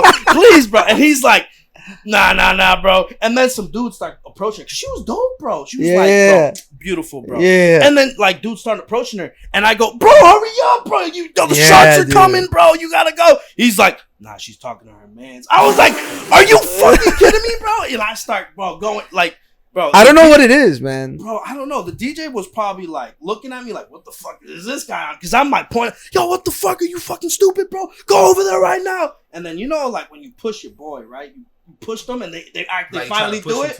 They finally do it. This dude like stood ground, bro. Like, nah, bro, chill out. Yo, bro, I was so sick, bro. I yacked in the bathroom downstairs, bro. That's how tight I was, bro. That's how fucking mad I was, bro. You think social media did that? I don't know, man. It's like weird because like I wanna, bro. If I go out, I don't know. And I have fun. And I dress fresh, bro. Like I always say, like I can't go to a fucking club without a haircut, bro. Because I want to look fresh, feel fresh. I want to be dancing and shit, bro. These chilling, bro. Security guarding it up, bro. Like, yo, you know what I'm saying? I'm just like, bro. So what is that? What do you like? You think it's social media? I think I if I had to point at anything, probably I like in a very general sense, like I think social media just made we're Hola, ¿cómo estás? That's my grandma. Okay, shout out grandma. Shout out abuelita. Shout out to that. Shout out abuelita. That's my bags. I think I came from the bathroom. But I think in a general sense, like if we slide in the DMs, like we can screenshot it and whatever. You know what I'm saying? Like I think it's in a very general sense. It's like, oh nah, like I'm not trying to be that dude that like, nah, he tried to come up with me, he was trying to talk to me, but like I think that's what it is. Oh man, you know what I'm saying? I think they gotta get over the fear, you know what I think it is? Because I've seen this dude get denied, but I also seen this dude, fucking get in there. You gotta take the shots. I've gotten denied a lot, but I've also danced a lot too. That's what I'm saying. Who cares, bro? You're there to have fun. I feel like, I like that. I like that. Fun. It's a good message. There to have fun. Just fucking whatever. If you get denied, move on to the next. That's how it is, bro. So you don't take it personally. Nah, bro. I'm not gonna be like. How do you approach it? Walk us through. He's nice. He's nice. I got a few. So yeah. All right, ready. I go up to the shorty. I see her dancing or whatever. Put the thumbs up. Point out the boys, bro. You feel me? Put the thumbs up, and then you just go wow. Right, you dancing behind her, grab her, and you see what happens, bro. And then she's like, "Nah, get the fuck out of here." And you just walk back. Also, there's no communication. Sometimes there is. Look, it'll be like this. Like the girl shaking ass, right? And I'll see him a bunch of times. She's shaking ass. He'll come over. He'll be like this behind her. She's thumbs up, like thumbs up. And I've seen it happen good, and I've seen it happen bad. Yeah. He's like, yo, let's say it goes bad. He goes like this. She's like, what the fuck? She looks back. He goes backwards the same way. And I'm still cheating. But I've seen it happen good where he goes in. And they're fucking with it. They look back and they're like, oh, I know. Yeah, they like the energy. Yeah, they like the energy. Yeah. What do you think is the hit rate? What do you mean to do it right? Nah. The hit rate, like you like percentage. Like, the hit rate. I would say I was pretty like 50-50. I would say 5 out of 10, bro. You know what I mean?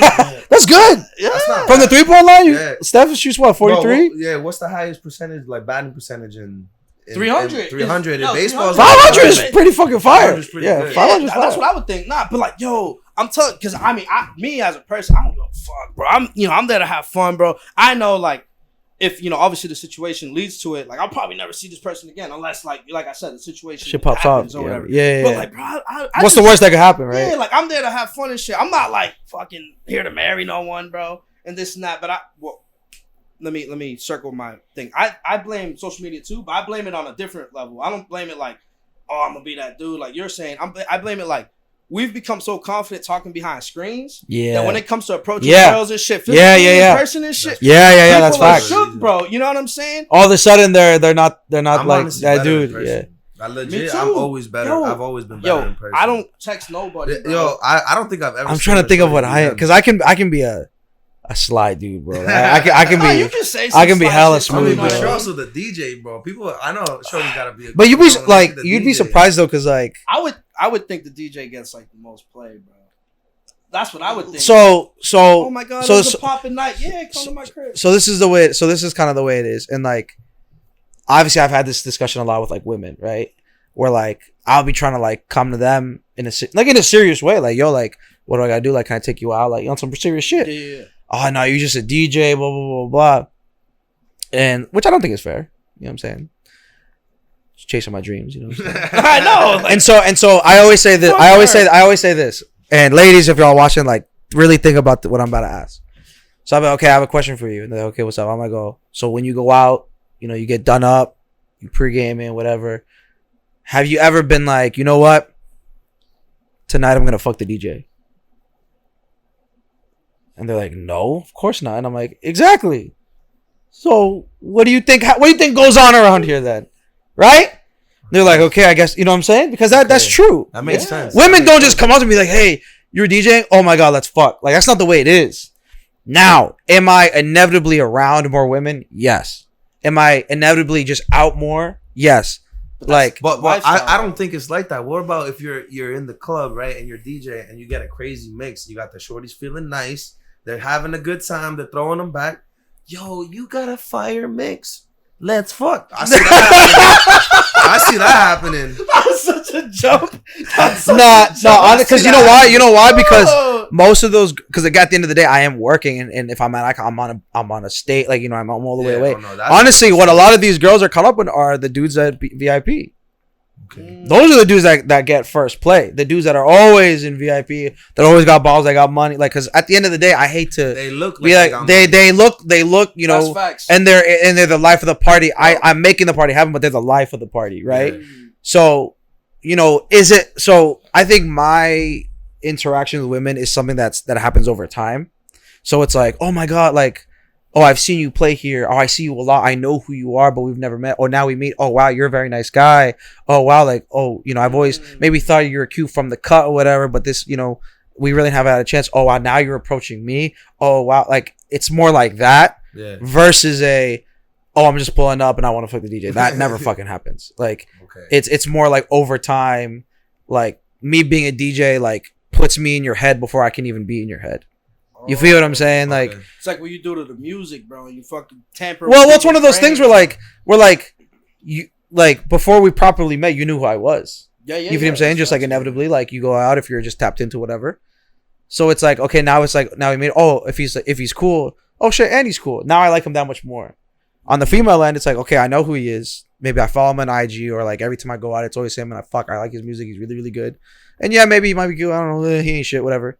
But then then I meet him. Oh, damn. He's kind of charming. Or he's kind of cool. Or whatever. My God. Damn, I'm kind of already bought in. My dude, bro. So it's like that. It's more like Snax, that. Yo, ladies. My dude Snax. Beast. 1. Fire DJ. 2. Hard worker. Yep. Smart as fuck from all the shit he was saying. Humble. Smooth. Come on. That's the full package right there. And he knows all the bed creaking fucking the bed squeaks. He can put the bed squeak and make the bed squeak. But it's more so like that, like you know, again, inevitably am I around more women? Yeah. But like at the end of the day, I'm working. Bro. At the end of the day, I'm working. I really thought like I thought the same thing. Lined up and you were at the end of the shit. They're like, yo, you know, they're drunk and shit. They're like, yo, you did so good tonight. I mean, I think it depends how you approach it, because like, you know, I know DJs that are at an after party every weekend. You know what I'm saying? So like, they DJ at the club and then they go straight to some after party where all the girls are there, and then they get to do the whole I was the DJ, like whatever. Oh, now they're still sipping, like whatever, and they can do their thing there. I rarely do that. Like I rarely go to after parties. Like you just go home and sleep. For the most part, I mean, because it's like 3 a.m, bro. It's late, and like I usually have like a lot of shit to do the next day. Like yeah, you're at work. You're a busy guy. Bro. Yeah, work and you're the music manager? Is that what it is? Music director. Yeah, like I usually just like have a lot of shit to do. Like, and you run. Yeah, or I have like a run the next morning or that's a race. Something I wanted to talk about. Yeah, that's like. So you're on a run crew, right? Pioneer. Yeah. Crew? So Pioneer's run crew. That's the crew. I'm a captain there. I've been captain for 4 years. Yo, there's not mean to cut you off. There's a lady that comes into the my store, and she has that Pioneer thing on her. Where do you work? Forearm. Yo, Francis? Yeah. Wait, where do you work? The Western Front, the dispensary. You work at Western Front? Yeah, bro. Bro, what? Yeah, bro. Yo, yeah, that's like. And so the episode that I'm about to drop, she's my guest. Oh, that's crazy. Yeah, yo, Francis is like my big sister, bro. Yeah. Yo, shout out Francis. Yeah, shout out to Francis. Yo, I love Francis. Yeah. She's a beast. Yeah. She was working there, and then and then she got like shaky. Yeah, or whatever. I had like a fucking dictator for a manager for a little bit, so I didn't really get to interact with her like that. 'Cause she was on a different team, but then she's like, mad cool. She worked at the Western. Yeah. Yeah. She has the Pioneer, right? Yeah, big tattoo. Because the thing is, like, what I didn't know until I got into it is like, urban running culture is crazy. Yeah, like it's very. I gotta get into that, bro. I'm fucking. Bro, yeah, dude. Like I hate running. I don't know how you can. But the thing is, like, I eat like rice and beans and just chill. You know what I mean? Like, but the thing is like I don't look much different than y'all. Yeah. You know what I mean? Like, and I'm training for a half marathon. You know what I'm saying? I'm running the Miami half in February. Yeah, congrats, bro. So you know what I mean? Like, I haven't done it yet. We gotta make sure we get there. But you know what I'm saying? Like, ran 3 miles last night. Like in the rain, like in the pouring rain, ran it. Like you just gotta do it. You know. I'm gonna be running again tomorrow. Today was my off day. It's 80% mental. Yeah. Like I said, I don't look that much different than y'all. You know what I'm saying? So to be like, oh, I'm not really the running type. Oh, I'm a little heavy. Oh, my legs are this way. That's not really it. Cause like you can find gear that is kind of meant for you. Okay. You feel what I'm saying? It took me a while to figure out, but like I had to find the right shoes for me. Like, you're sponsored by Reebok, or is that? So I had a Reebok deal for like so the way that deal worked was they were figuring out their newest running model, and they had a set of runners from like across New England, because their headquarters is in Boston. Yeah. So they had like these running these specific runners that are of like different shapes and sizes, whatever, to basically they send them tons of stuff. We sit in like the design meetings, like whatever, and just like run in their stuff to like, and like we just like give them feedback. So like I was part of that, and like it was crazy. It wasn't like commercials and nothing. It was just to so part of the deal was to do. So part of the deal was to do.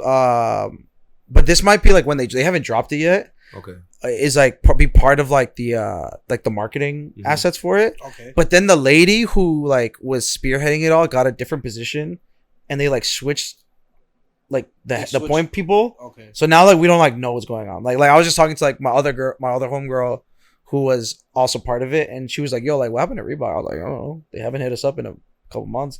But I have like they sent me like 5 pairs of shoes. They sent me like a full kit. Like they sent me mad shit, and like I was like sitting in like design me. Like I've like was talking to their design. It was crazy.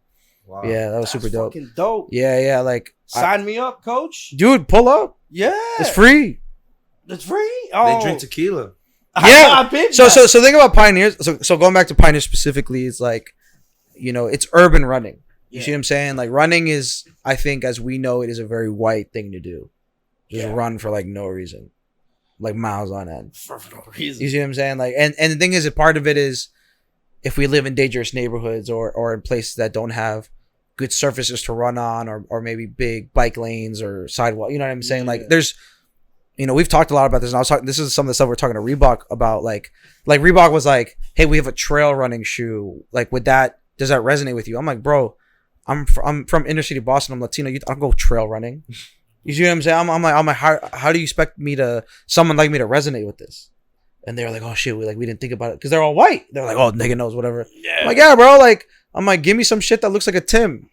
You know what I mean? Like, you know what I'm saying? Like, or like, give me some shit that like I can wear. Did you actually say that? Yeah, I said that. I know because I said it like so. This is a real life like feedback that I gave, because I think one of their questions was like, what's a brand? What's a brand that has? What's a brand that like people of, I forgot how they worded it, but basically people of your culture have an affinity towards. And I said Timberland. Why? Because 1, it's not expensive. 2, it's very versatile. You can wear it to shovel the snow out of your driveway. You can wear it to the fucking party. You can, you know, it's multi. So if we're able to put our money into something that we can use in multiple ways, and that looks good in the sense that that's part of our culture, that's what we're gonna be invested in. Air Force One. Yeah. Air Force One is $90. You can put that. You can wear that shit on the fucking wedding, the gym. You see what I'm saying? Like, it's versatile. Party, swallow up with that shit. You know what I'm saying? So I'm like, when you're trying to tell me that this is a specific $175 shoe that's only for trail running, no one in the hood's buying that. Nobody. You feel what I'm saying? So this is the only people that are gonna run on trails. Yeah. And I remember like they were like, the way we designed. So one of their sole designs, the bottom, the way that the traction of it was like a mountain bike's tire. Okay. Which was dope. It was cool. And they were like, yeah, so like, you know, you can have the luxury of a shoe that is as smooth as your road bike, but also as tough as your mountain bike. I'm like, you think people in the hood got 2 bikes? No. You think I got a mountain bike and a trail bike? I got my BMX bike that takes me to the bodega and back. Yeah. You feel what I'm saying? I'm like, bro, this isn't hitting. I was gonna say. You feel what I'm saying? I got the mongoose parked in the room, bro. Honestly, they couldn't have picked a better guy to do that, because that's real feedback. I wouldn't have been able to. Yeah. So but that's what I mean. Like when we're part of an urban run crew, like they know they were able to like know who to tap into, and so that's why we're there. And so again, urban running, like, yeah, we have some unicorns, bro. Like we have some people that run marathons. We have some people that run insane. Because I know you guys went to a marathon, right? Was that just a bunch of So we're getting ready for Boston right now. We have a few people running Boston, which is going to be a really, really big deal since it's our host city. Like, we're going to throw parties and all that shit. And at the end of the day, it's like, we might be able to walk into running culture, but we're not going to let go of our culture. So if our culture is to, you know, let's say for the, like again, Francis is from Nicaragua. Yeah. You know what I'm saying? My boy Chris, shout out Chris, who's running Boston. He's another captain. He's Guatemalan too. I've known him since diapers. You know what I'm saying? So if this is how we are and this is our culture, we're not going to ever let that go. So if Chris is going to run the Boston Marathon, we're going to celebrate the way we know how to celebrate. You feel what I'm saying? You're going to give him a shot at the end? Yeah. You know, we're going to party, we're going to drink all night, dance all night. You know, that's how we are. why is it to say just because we're active people or runners that we gotta let go of who we are? Yeah, you feel what I'm saying? So that's why, like, when I post that shit, when it's like, yeah, I'm running, I'm getting these miles, like, we're official, whatever. We also drank tons of tequila after, like, you know what I mean? Because that's who we are. Yeah. And people are, and a lot of the run crews in Boston are, you know, you think of like people that run on the Charles River or like, you know, on Newberry Street in Back Bay, like it's all these white people that like are running out of like Nike Town. You know what I'm saying? They take their shit so seriously. They're only drinking like fucking electrolytes and all this shit. And it's like, that's cool. They got like special beverages. Yeah, and that's cool. And they're elite runners and whatever. And that's cool. And we have some. We have people that are faster than them. Really? You know, oh yeah, bro. Nice. We have this dude from Cape Verde, bro. He's fucking insane. Like, that dude's be quick. You know what I'm saying? But it's like, but we're still a part of this community. We can just be the other version of it. Whether it's the urban version, whatever you want to call us, we're still a run crew. We still put in these miles, but we have fun while we do it. You know what I'm saying? Like that, it's not all serious and rigid. I feel like that's the. I was gonna say, I feel like that's kind of like how I took when I went to school, like college, like it was like white people, and you could tell. Where'd you go to school? I went to UMass Lowell, but like UMass Lowell was definitely more cultured than like let's say like MIT, which is probably like 90% white, right?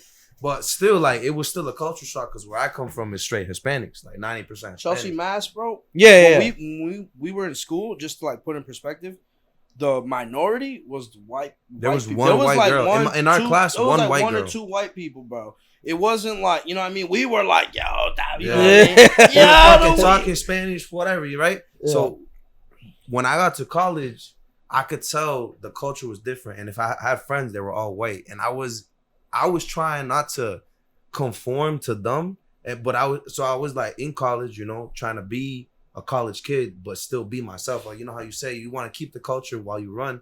I was trying to be myself. I'll be playing Spanish music. Yo, look, put you on.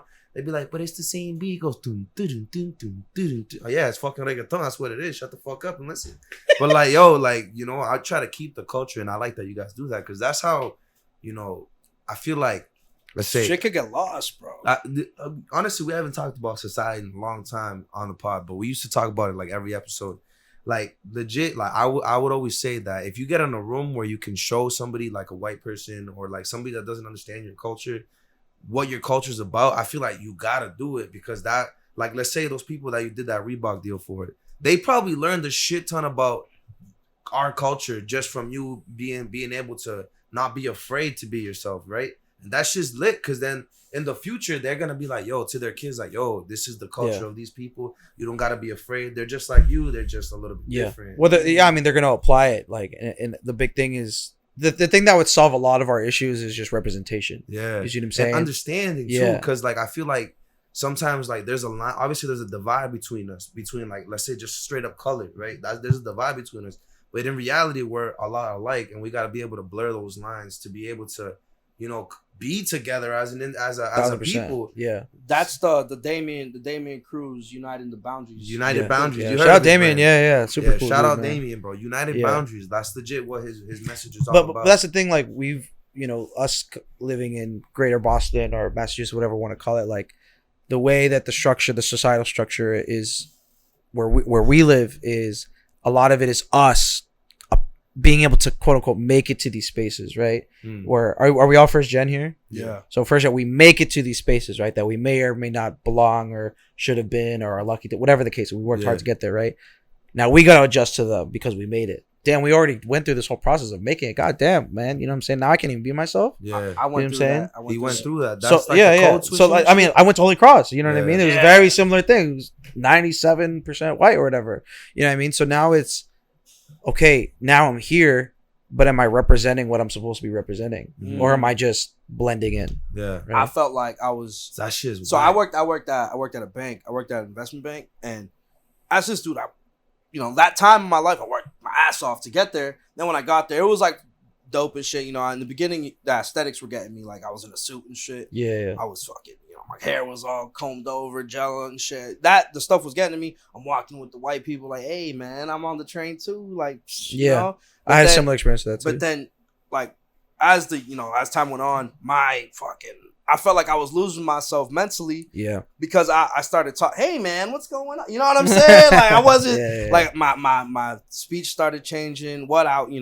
Just a whole bunch of stuff. Like what I was talking about. I feel like even though like the way like you acted with me was changing. Carried myself, the way I sat, like bro. Around that time, I remember I was at the barbershop sitting like this and talking whatever, and my barber's like, "Yo, you're mad corporate now," and I was like, "Nah, bro." But that's the difficulty of like people like us, where it's like we can only code switch so much. Yeah. Like to live a double life, like that shit no one teaches you, or how to adjust, or how to be able to balance that. You know what I'm saying? So if we're just, luckily you're surrounding yourself around people that can kind of put you back in check and be like, yo, like don't lose yourself. You know what I'm saying? But a lot of people can get lost in that. And it's something that, again, as first gen, like no one's teaching us how to do that. You feel what I'm saying? So again, we have to take it upon ourselves to be able to own it, and making sure that's like, yo, I'm here. I'm completely in level with all of you people, but I'm not giving up who I am or where I'm coming from. You see what I'm saying? So,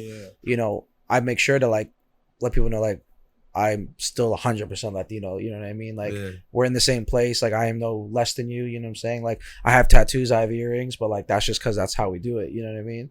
That's how we get down. I took them off. That's how you gotta do it. I took them off when I would take them off for interviews. I took them off. Yeah. For a long, and then when I finally put them back in, they were like, "You got earrings?" And I was like, I've been had these shits, bro. Yeah. Yeah, like I would always like interview with like a long sleeve, and then like it would be somewhere where like a polo or like a short sleeve shirt, and they're like, "Oh, you have tattoos?" I'm like, "Yeah, B, we out here, son." Wow. And then they start looking at me different. They're like, "Oh, like not like I didn't even know you were like a dude that had mad tattoos." You know what I mean? And the thing about working in like, bro, people just say shit, bro. I heard some stupid. People just say, like they. All right, so this is when I started transitioning out, and I was starting to be like, nah, this ain't for me. And then I started complaining a lot about my job, you know what I mean, and where I was, because it was a lot of like, all right, I got this comment, I got the tropical berry Red Bull one day, right, and I'm just chilling, and then I got the, yo, I bet that drink is fucking crazy, like in your like, cause you're Hispanic, bro, and I was like, what do you mean, bro? And it was like, you know what I'm saying? Like tropical, man. Yeah, the tropical coconut, whatever. He's like, I bet that's like your fucking favorite flavor, bro. And I'm just, and I'm like it was like I laughed with him, but then I was like in my head, I was kind of fucked up. Isn't there another one? Yeah, nah. The other one is all right. So I got another one. So when COVID was running rampant, and then we all had to work from home, I remember my boss was like, our desks are like kind of close, you know what I mean? But we have like your own section. So my boss goes, oh, whatever you guys need, just take it home. You know what I'm saying? You need the keyboard, just take it home just to work. This is the one that I was thinking about. Right? And then I tell him, I was like, yo, yo, boss, whatever. Yo, I'm gonna take a monitor and the keyboard and shit, blah blah. And then the dude starts cracking up. Yo, and I'm like, what the fuck? And I turn around, yo, what's so funny, bro? Right? And he goes, yo, I can imagine you fucking saying you got this from the back of a truck, and then you're saying you're selling it and shit, and he's dying, bro. And I was tight. I was like, fucking idiot, dude. I was like, I'm no fucking thief in my head. And then I'm like, I look at him, yo, I don't get it, bro. He was fucking idiot, bro. And I was like, nah, bro, I don't know, man. I don't know what you're talking about. And then I was having a lot of talks with this dude about leaving and shit. And then that essentially was like my, we the fuck out. So where are we going next? You know what I'm saying? And then obviously I stayed there for a little bit because I had the transition between job to job. I was trying to find one. Shout out to the Western Front. And I'm cooling, you know what I mean? But yeah, bro, when I got that, that's when I was like, nah, I'm done with this place. Like, yo, what kind of stupidity is that? Just because he's a Hispanic man, you expect him to be fucking selling stolen shit out of the back of his car? Like, that's like legit, yo. I personally, I just can't be like that. I've never been like that. Like, and I realize, like, I say, how you say, oh, I'm not like that, but you don't really know if you're like that. What really proved to me that I'm a person that I can stay true to myself no matter what was like, so I graduated in chemical engineering, right? I was I think me as a Hispanic, there's a lot of Asians, right? A couple black people. I think there was one Hispanic girl and then another Hispanic guy. So let's say 3. And then fucking, I think our class was like 120, let's say. I think our last semester was actually like 90. So there was probably 60 white people, and then everybody else is a little bit. So I was like the only Hispanic, right? Like in my class, I was the physical class that I was in, I was the only Hispanic. And in my last semester, I'm talking about this, and my professor is actually from Chelsea too. He's a black dude from Chelsea, and he's mad cool. Shout out with to me, my right? boy. He's my boy Ken Nwemba, bro. Ken He's a Nwemba. beast. I love the dude, right? So I have this class, and 2 white dudes are in my group, and one of the kids that I in my group, I've been like in multiple groups with him over my whole career in undergrad, right? Probably like 4 different groups. So he's known me for a while. And I go, and we're talking about, I'm trying to, it's like the end of the semester. We're not taking the class too serious. So we're having a conversation about society, and I'm telling them, how shit is in my city where I come from. And they're like telling me about their life and shit. And I'm like, yeah. I was like, yo, but I really try to be true to myself. And he was like, yeah, that's so true, because like the way you talk, like with the accent, and like I just knew you weren't white from the day I met you. And I was like, bro, that shit made me feel good, because I'm like, yo, no matter what, I'm able to stay true to myself. And I wish and I pray that everybody can be like that, because luckily I had a person that didn't judge me, because he was a chill ass dude. He didn't judge me for being myself. Like some people might look at me stupid, like, yo, what the fuck is this dude talking like that for? And they'll be like, yo, professor, I don't want to work with this guy. But this dude was mad chill. And I was able to be like that and teach a dude a lesson through that shit. Because he was like, then he's like, yo, I didn't have any Hispanics in my city or nothing. So he learned from me like what Hispanic people are like. And he was able, and we were friends. We were boys. I got his number. We'd be talking and shit. So like, I don't know. That just made me feel good, because I was able to stay true to myself no matter what. I learned my lesson, not to, fucking. I felt like I was ridding myself and turning. You're saying acting like a brand new person, but now it's like wearing a mask, bro. Yeah, bro. I felt like I was acting 24/7, bro, in that job, and now I feel I'm cool and liberated, chilling. Facts. Yeah, it's tough, man. It's tough out here, but being able to find, like, with Pioneers, I'm just like lucky to find a space where I don't have to do that. And yeah, you can be yourself, right? Yeah. So I think as adults, it becomes harder and harder. Like once you leave college, where college, you'll find those people and like find that club or whatever, and like be able to do that. But like as adults, like we don't really have that. You know what I mean? So luckily I have Pioneers to be able to do that with. How do you sign up for that? You don't have to, bro. You just show up. You just show up. It literally has. It's free, bro. Just like, pull up. That's it. I want to see you pull up. Bro. You become a member by like showing up a bunch. People know you, and you show up to a party, and like then people, and you start making friends. So like, y'all actually throw parties? Like, yeah, bro. That's fire. They've come to like my club shit before. Like they come deep. Like I know you did on that. I think it was like a 1 day thing. Oh, in your highlight, it's like all of the Pioneers. Yeah, they pull up heavy with the flag and shit. Yeah, with the so flag. Tomorrow, my quote unquote. So tomorrow we have something. It's our annual race. It's called the Hood Relay. The Hood Relay. Yeah, it's a relay race in the fucking hood, not sanctioned. We just show up and do it, and like we don't block off the cars. Like the police aren't there. We don't get a permit with the government. You're just dipping. We just run. So we pull up at a park in Roxbury, and we have teams. Like people come in uniforms, people come in costumes. Like it's a good time. Like whatever. And you run through the streets. And we do a route through the streets. Like and we do a relay race, batons, everything. We do it, and that's then pretty fire. So this year we actually signed with Lululemon, a 3-year deal. And so they gave us X amount of money. I won't say how much to be able to cheesing though. It's some decent stuff to be able to do this event. Yeah. And so we were this is for the Hood Relay. Yeah. So like so part of your when you sign up as a racer, you get a Lululemon t-shirt custom. It says Hood Relay 2021. Blah blah blah blah. And we're able to like that's how we're able to get like water and everything. Because that costs money. You know what I mean? And then but we're able to book out a spot Fort Hill Bar and Grill. It's right by where we're gonna be running. We rented it out. We bought it out. And I'm gonna be DJing the after party. Like there's gonna be tomorrow. You said it's tomorrow, bro. That's fucking dope, bro. Like this is the shit we do. Like where it's like we're runners and like we're gonna do marathons and like these sanctioned races.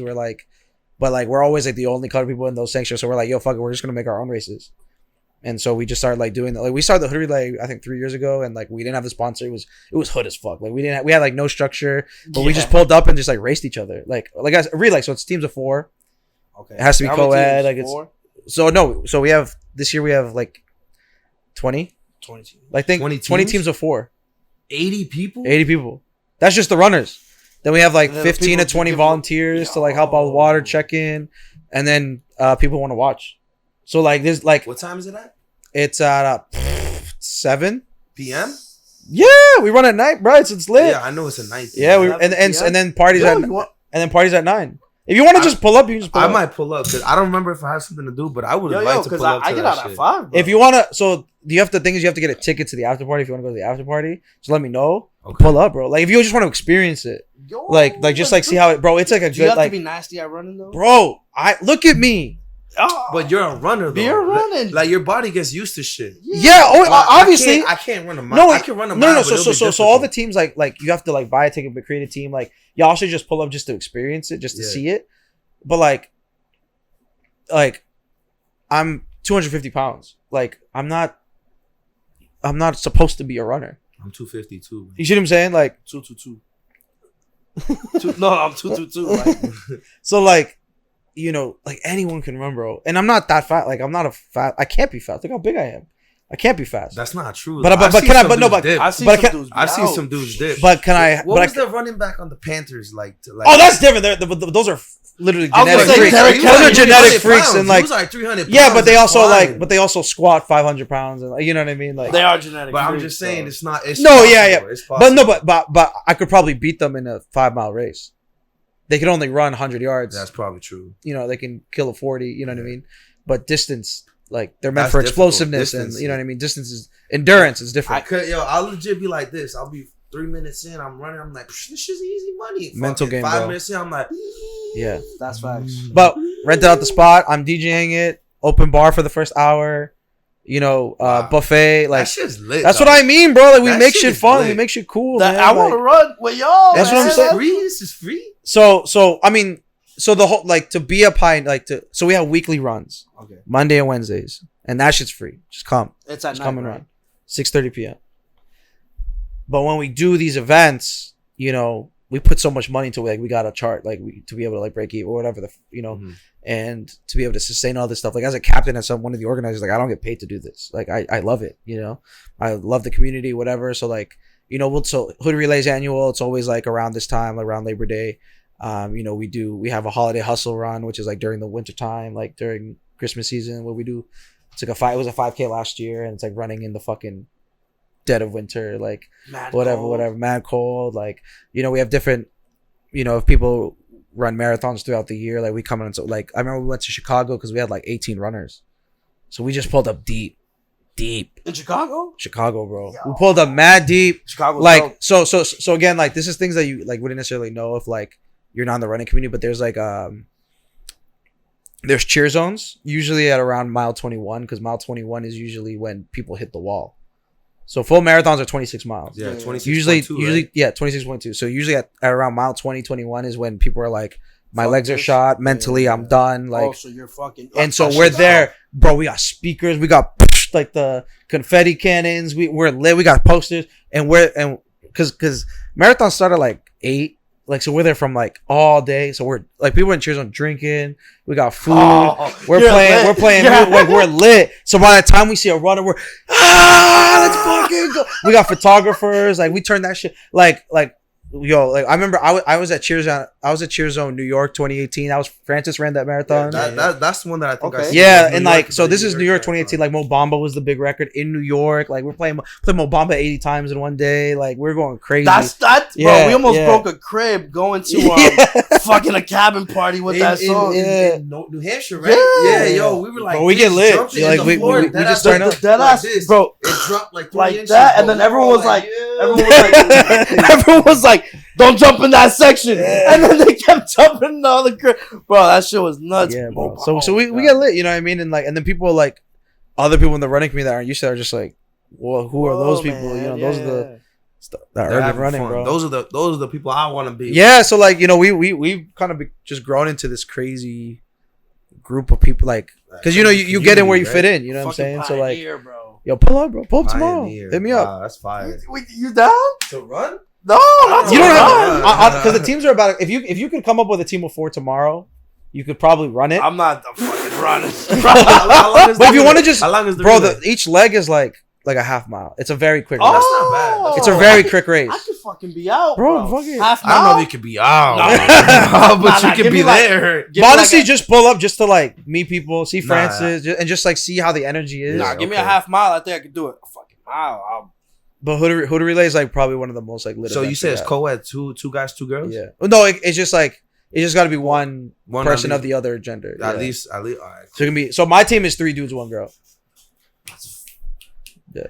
That'd be lit. I'm not gonna. I don't know if we can put. Bro, just pull up. Just pull up. I'm down to pull up. Buy a party ticket, and then just come to the party. Yeah. We just DM you for that. Just hit me up. Just hit me up. I'm gonna be busy tonight. Hit me up tomorrow. I'm gonna see if the registration link is still open. Then I'll send it to y'all. Just buy a ticket and then just pull up just to watch. Just be a spectator. Just come vibe, meet the people, and then just come party with us. Wait, if we buy a ticket, it's open bar for us too? Yeah, bro. It's whoever buys the ticket and pulls up. Because it's a private party. Only people can get in. Or the people. So that's why we bought it out, bro. That's what I'm saying. For the month, you put private, right? That's what it is. Yeah. So usually private.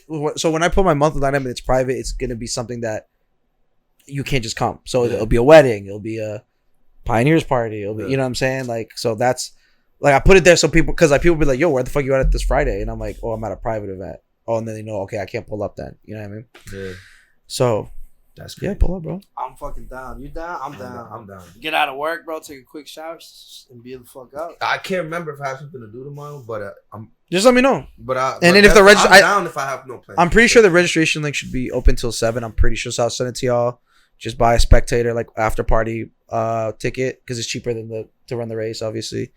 And then yeah, bro. I'm about to bring some fucking like that. Yeah, like yo, like people get really creative with the teams and the costumes. Like people come with outfit, like matching outfit. Like it's crazy. It's crazy. We gotta run it. And we do like prizes for like fast. We do prizes for fastest team, best dress, most like Pioneers energy, and then like people's choice. Like we give out prizes, we give out awards. Like it's a fun time. Like, so how long has that been together, the Pioneers? 4 years. 4 years. So I got in like 2 months in. 2 months in. So you've been on. I've been since I'm a day one. You're a fucking vet. Wow. Yeah, I'm a day one. Yeah. So you've been running then. Yeah. So I've been running for 4 years, but there's been people running for like I'm on the younger end. Like most of the Pioneers are like 30, mid 30s. Yeah. And so there's people that have been running since they're cross country in high school. They've been running. Yeah. Like I'm a very, like I said, like I've never run a marathon yet. They're like Francis has run 3.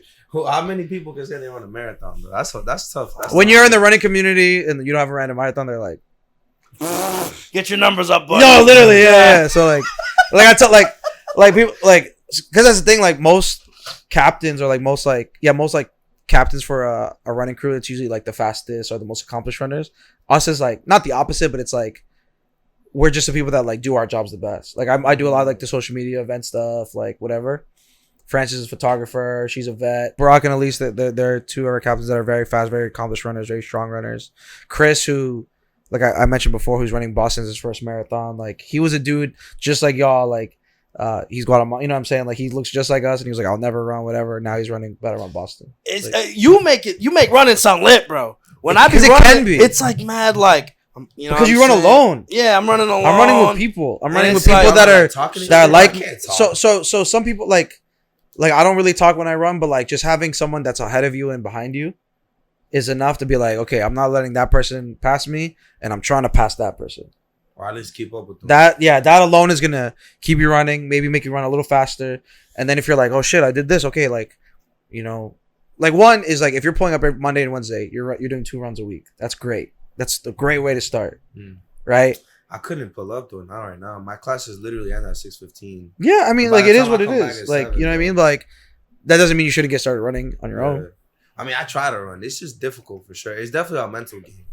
But also the big thing is like a lot of people don't know like that they're not running with the right shoes. Like it's a whole. Nah, my shoes. I ran with Vans one time. Yeah, bro. no. I almost broke my ankle. Went with the Vans are flat. Yeah, those shits fuck. You're not supposed to run in Vans. Nah, bro. I like because the I used Reebok to go runners to is the what gym. I ran with.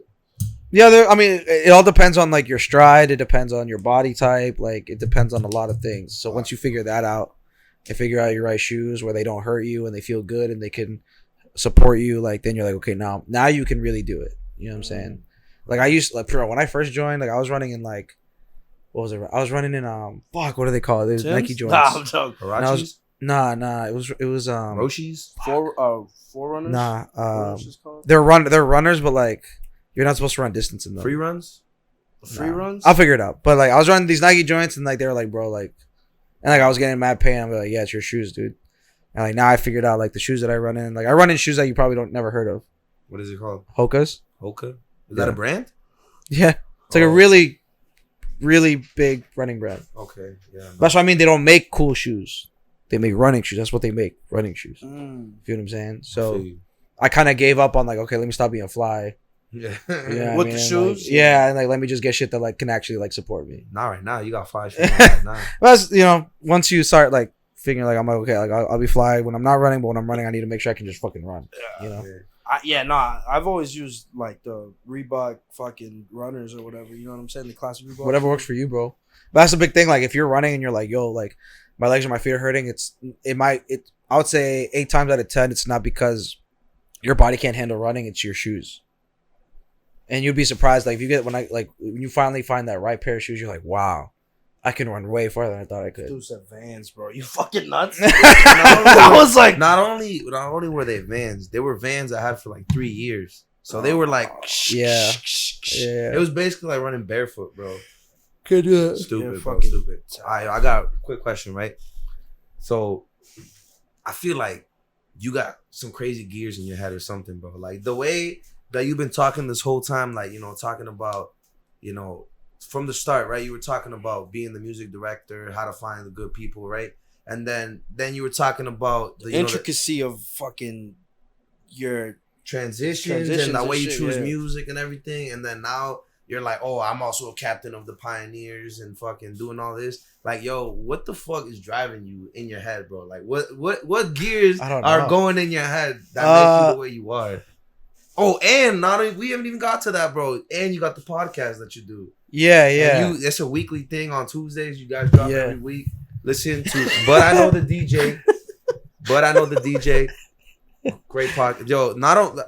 I think you make a good podcast because you're a DJ, and I feel like DJs just know the right things to say. Like, they're up there, fucking yo, what bitches are single right now? Like, and I can tell you bring that energy to the pod. When I listen to that shit, I'm like, yo, smooth, bro. How the fuck? On your first episode, smooth, bro. I legit said to them, I'm like, yo, that dude's too confident, bro. Because legit, on our first episode, we sounded like squares, bro. Yo, yeah, we have this new podcast called My Room's a Mess. Yeah, this is it's a metaphor. We're like apologizes. Like, this dude stutters. I'm sorry. I didn't dude, I stutter all the time. Like, you were by yourself and you did a whole doing it by myself is mad hard. Yeah. And then like I'll listen back and I remember especially the first few episodes, my friends would be like, bro, you say like so much, and I'm like, bro, that's how I fucking talk. What you want from me?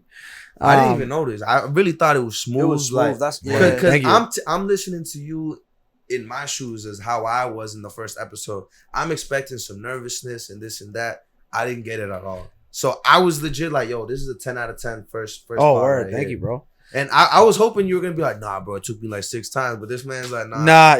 That's one take, yeah. Like, fuck, man, I'm whack. Legit, our first one, how many takes did we do?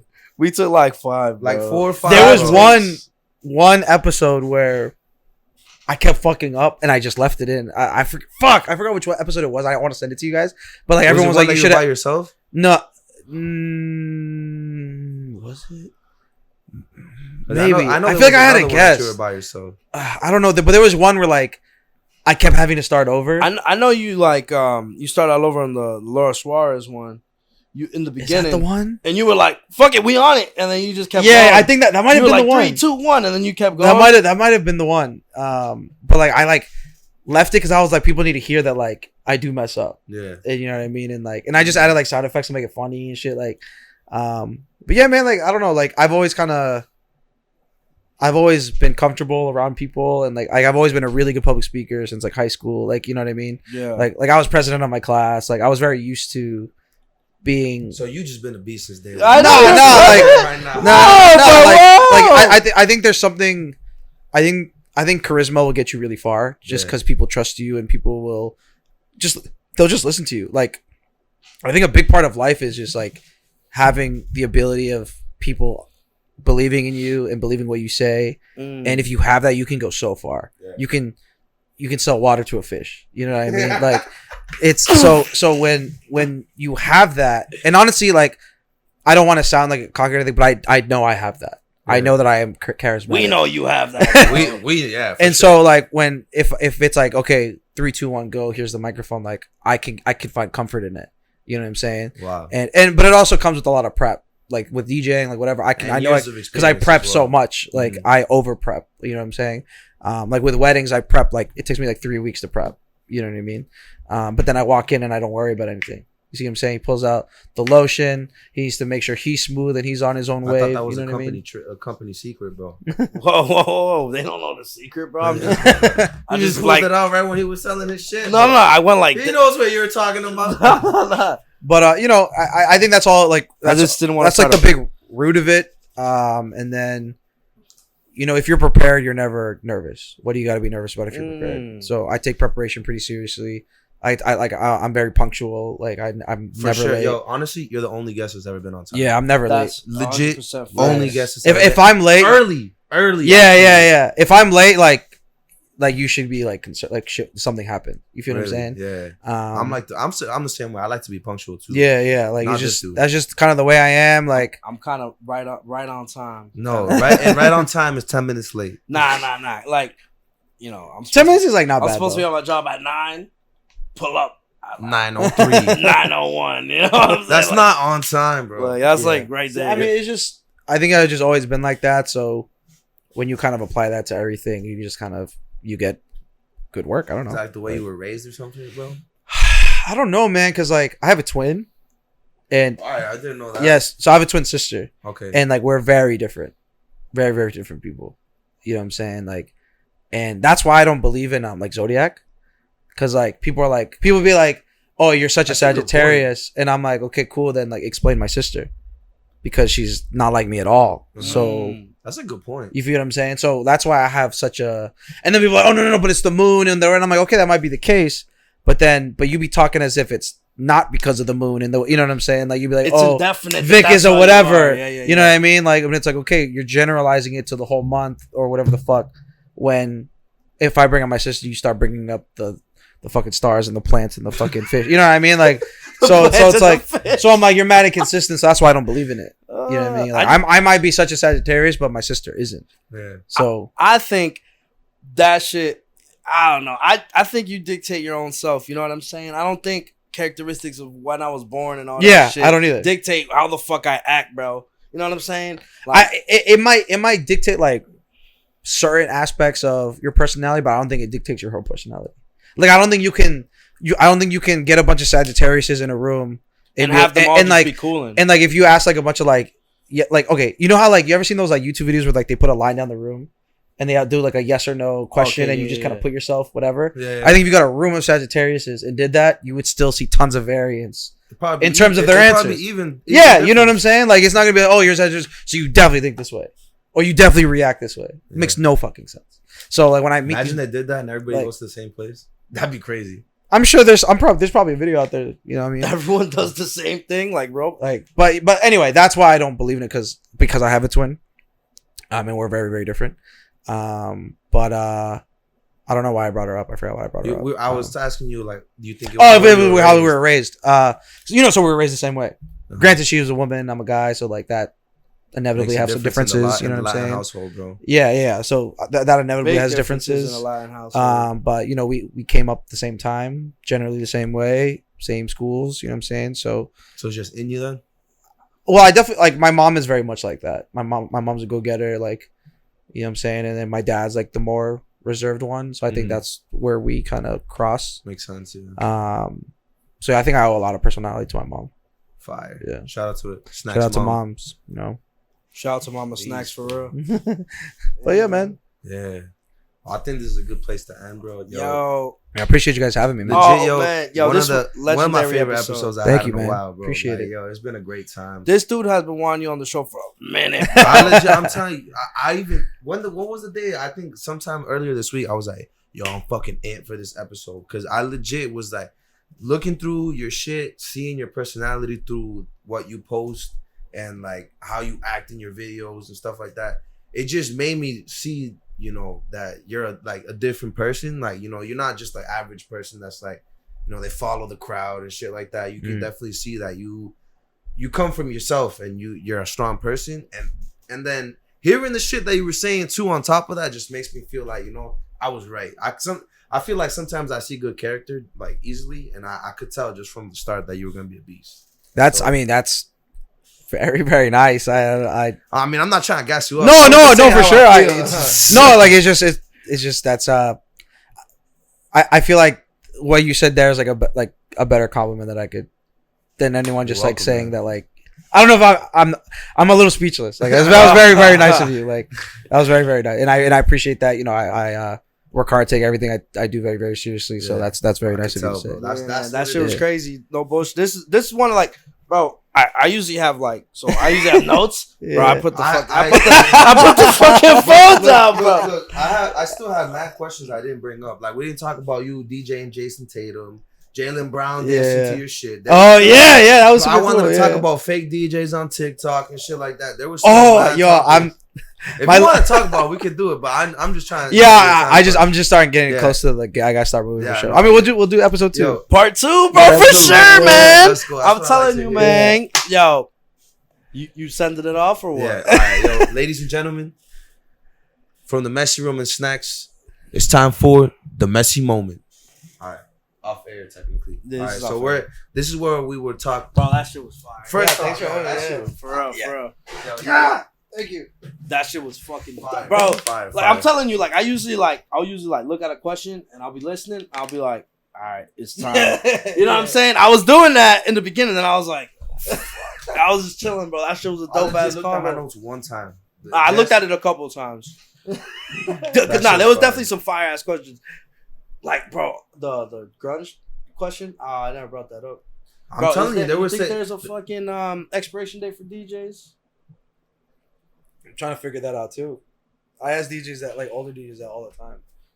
Because that is a good question. A rapper, right? Last week was like, oh, Donald Grunge. He was like, oh, there's expiration date for rapping and rappers. He's like, rapping and being a rapper is a young man what do you call it? Young boy sport. He was saying, yo, you can't have fucking whatever he said. He said, Nas, you can't have Nas fucking. Although Nas is mad dope and he's nasty. Yeah. People are not gonna be, oh, this is the shit. Yeah, people aren't as excited for Nas anymore. He just dropped a project like King's Disease last month, right? And it was dope, but I'll probably never listen to it again. And that's no disrespect. This man stiff over there. This because like I'm like this the whole time. Yeah. Oh yeah, I know. That's why this chair's fire. I was gonna say something. I'm getting old. All right. Well, we could just get into messy moment. So the messy moment obviously is we're just gonna come back and be like, you know, talk about our favorite part and shit like that, or just something you want to promote. Either or, it's just ending credits. It doesn't have to be necessarily your favorite part. So we'll open it back up. You know, we're gonna ask you for your socials and shit so people can follow you. Cool. And then he'll explain what the messy moment is. He usually goes first. I'll go second. You go last. You got the last word. Damn, bro. We'll send off I really like. This is why, bro. The messy moment, man. For me, it was really this man talking about the transitions. And it wasn't like specifically about the transitions. It was more like the way that it was all thought out. Like for me, because I'm a heavy thinker too. Like I'm an engineer. Like I legit love science. I love math. I be thinking about shit, how stuff's put together. I'll legit pick shit up, take it apart a little bit. Like how is this put together? And like to know that's like me with music. Know how you put in like the same kind of effort into what you do and you love it. And like you were smiling, talking. It was putting a smile on my face. So like that shit was beast for me. That's definitely my favorite part. Damn, I like that part too. I was cheesing at that part too. I was honestly cheesing. Like when you were talking about running too, like that shit was hype. Yeah, that shit was hype. Oh man, that shit was hype. Bro, the whole thing was dope. That's what I'm saying, man. Messy moment. Messy moment. Messy moment. Oh man, ladies and gentlemen, what I fucking tell you, we got a fucking banger. I've actually knew exactly this was gonna happen like 3 weeks ago before we even asked him to be on the show. Oh man, ladies and gentlemen, I knew my boy Snax was one of the hardest working DJs out here. But now I know he is probably the number one hardest working DJ out here. I'm telling you, man. Oh, man, the conversation was crazy. The conversation was dope. This shit was insane. Yo, ladies and gentlemen, when I tell you this man's a fucking legend, I'm telling you, gotta follow him on all platforms. Yo, Snax, tell them where they can find you on all platforms. Yeah, absolutely. My personal page is at Gimme Snax, GIMMESNAX. And then I have a bunch of stuff. If you look at my bio, you know, I'm one half of Stax DJs with the DJ Stamps. Pioneers Run Crews in there at Pioneers RC. Dope Entertainment, you know, my team. If you want to go out in Boston, you know where we're at and what we're doing. Fucking lit. Follow them. You know, pretty much just follow me again. Gimme Snax. You'll find everything there. Was it Day One Boston? Day One Boston as well. I'm a founder there, so we're gonna be getting some like day party event stuff coming through there as well. Pretty much just again, follow me and you'll follow everything from there. Follow him on all fucking platforms right now. And if you're not fucking doing it, I'm telling you, Jason's gonna come to your crib and he's gonna fuck you up. I'm telling you. Nah, I'm joking. He can't fight. I'll kick his ass. I probably still will fuck you up. But yo, ladies and gentlemen, we're in the messy moment. Messy moment is a time when we reflect and we dive into this legendary fucking episode. Top 5 episodes on God. Top 5 episodes ever on the show. You know what I mean? And we just fucking have fun. You know, whether it's we bring up something we want to highlight, we bring up something, our favorite part. We just bring up, you know, the love of the game. I don't know. Anything. But yo, I'll start off first. I just want to say, yo, thank you, bro, for coming on the show, man. Lots of respect for you, man. I follow you on social media. It's nice to meet you formally now, and bro, you're a fucking beast, man. I want to run through a fucking wall, bro. How crazy this shit was, man. And the energy you had, bro, was so insane. Like I was explaining to you off camera, like, bro, you know, ladies and gentlemen, we prepared. We fucking been studying for a while questions. Now, and we got questions on questions on questions. And I didn't even need them because it was so fucking crazy. And just the overall energy was insane. This is probably my top 5 episodes ever. I love this episode. That's my messy moment. It was just beautiful, bro. Thank you, bro. Yo, thank you, man. Appreciate you. Fucked up the I don't give a fuck. All right. I'm going next. For me, my messy moment, like Vic, the whole episode was an experience that I'll never forget, bro. I've been saying this bro, the whole like this. Can I interrupt you? Real quick? This is what fucking podcasting is. I was surprised you didn't say that. Yo, bro, like I'm telling you, man, like yo, this is like the dream. This is the dream, and this is what fucking podcasting is: just chilling, having a great time, learning some great shit. I'm sorry, dude. I didn't mean to interrupt. It's all good. I'm sorry. But yeah, for sure, yo, the whole experience was great. For me, I want to say that I really appreciate the hard work that goes behind Snax, his mixes and his transitions. I asked him the question, like, what makes a good transition? And he was talking about mad different shit and put it, like, you could tell that he breaks down. This man was like, oh, yeah, I actually know that song is 80 beats per minute and this was 95. I'm like, yo, who the fuck knows that off the top of their head? Yo, legit, yo, crazy, as an engineer, and I know I like to, you know, see how stuff is put together and stuff. Like, I love that kind of stuff. Like, again, I produce this stuff. I like to do things, you know, put things together. And to hear somebody to put in the same amount of effort that I put into the stuff that I do is legit, yo. Something I can't, bro. That shit's beast, bro. I just love that shit, bro. Yo, Snax is a beast. If you have not gone to a club where Snax is playing, you're slacking. You're fucking slacking. You're gonna have a good time, bro. I guarantee it. Go see where Snax is at. Got his schedule up on his social media. Again, follow him. Give me Snax. Bro, beast. All right, go ahead. My turn. Yeah, I mean, again, want to thank you guys so much for having me. This was a really, really great time. Great to meet you both, and really respect what you guys are doing here on this front. And I know how much work it is putting a podcast together. You guys are very consistent, do very, very good stuff, and do it very, very well. So congratulations to you, and thank you for having me. I think just in general, we talked a lot about just kind of not losing yourself and being able to find yourself in society and being able to work hard if it's something that you really want. In this case, it was DJing and being able to understand what it takes to be able to get to where you want, and just being professional and be willing to take the challenge. So I think that's ultimately what I wanted to get out as a message, and I think it's applied through all of our experiences that we were discussing here. I think that was the common theme and common thing that we were able to kind of relate to. So follow your dreams, I guess. Super cliche. I don't know. Work hard, man. That's all it is. Woo! Ladies and gentlemen, it's the saddest time of the show. It's the time when we get the tissues and Before that, like, subscribe, and comment some great shit on the Wait, hold up. Like, subscribe, and comment some great shit. Well, did I not say with enough energy? No. Like, subscribe to the fucking podcast. It comments some great shit about the great shit that we fucking talk about. Let's go, ladies and gentlemen. But now, wait. Oh. It's the saddest time of the show. What are you doing? You don't know how to close the show? How many times have you done this shit? And you don't know how to do it? It's the saddest time of the show, ladies and gentlemen. It's the end of the show. It's where we get the tissues and we start crying. The adventure of this crazy conversation with Snax is over. And it's a wrap. Wait, we're supposed to say check you later. Check you later.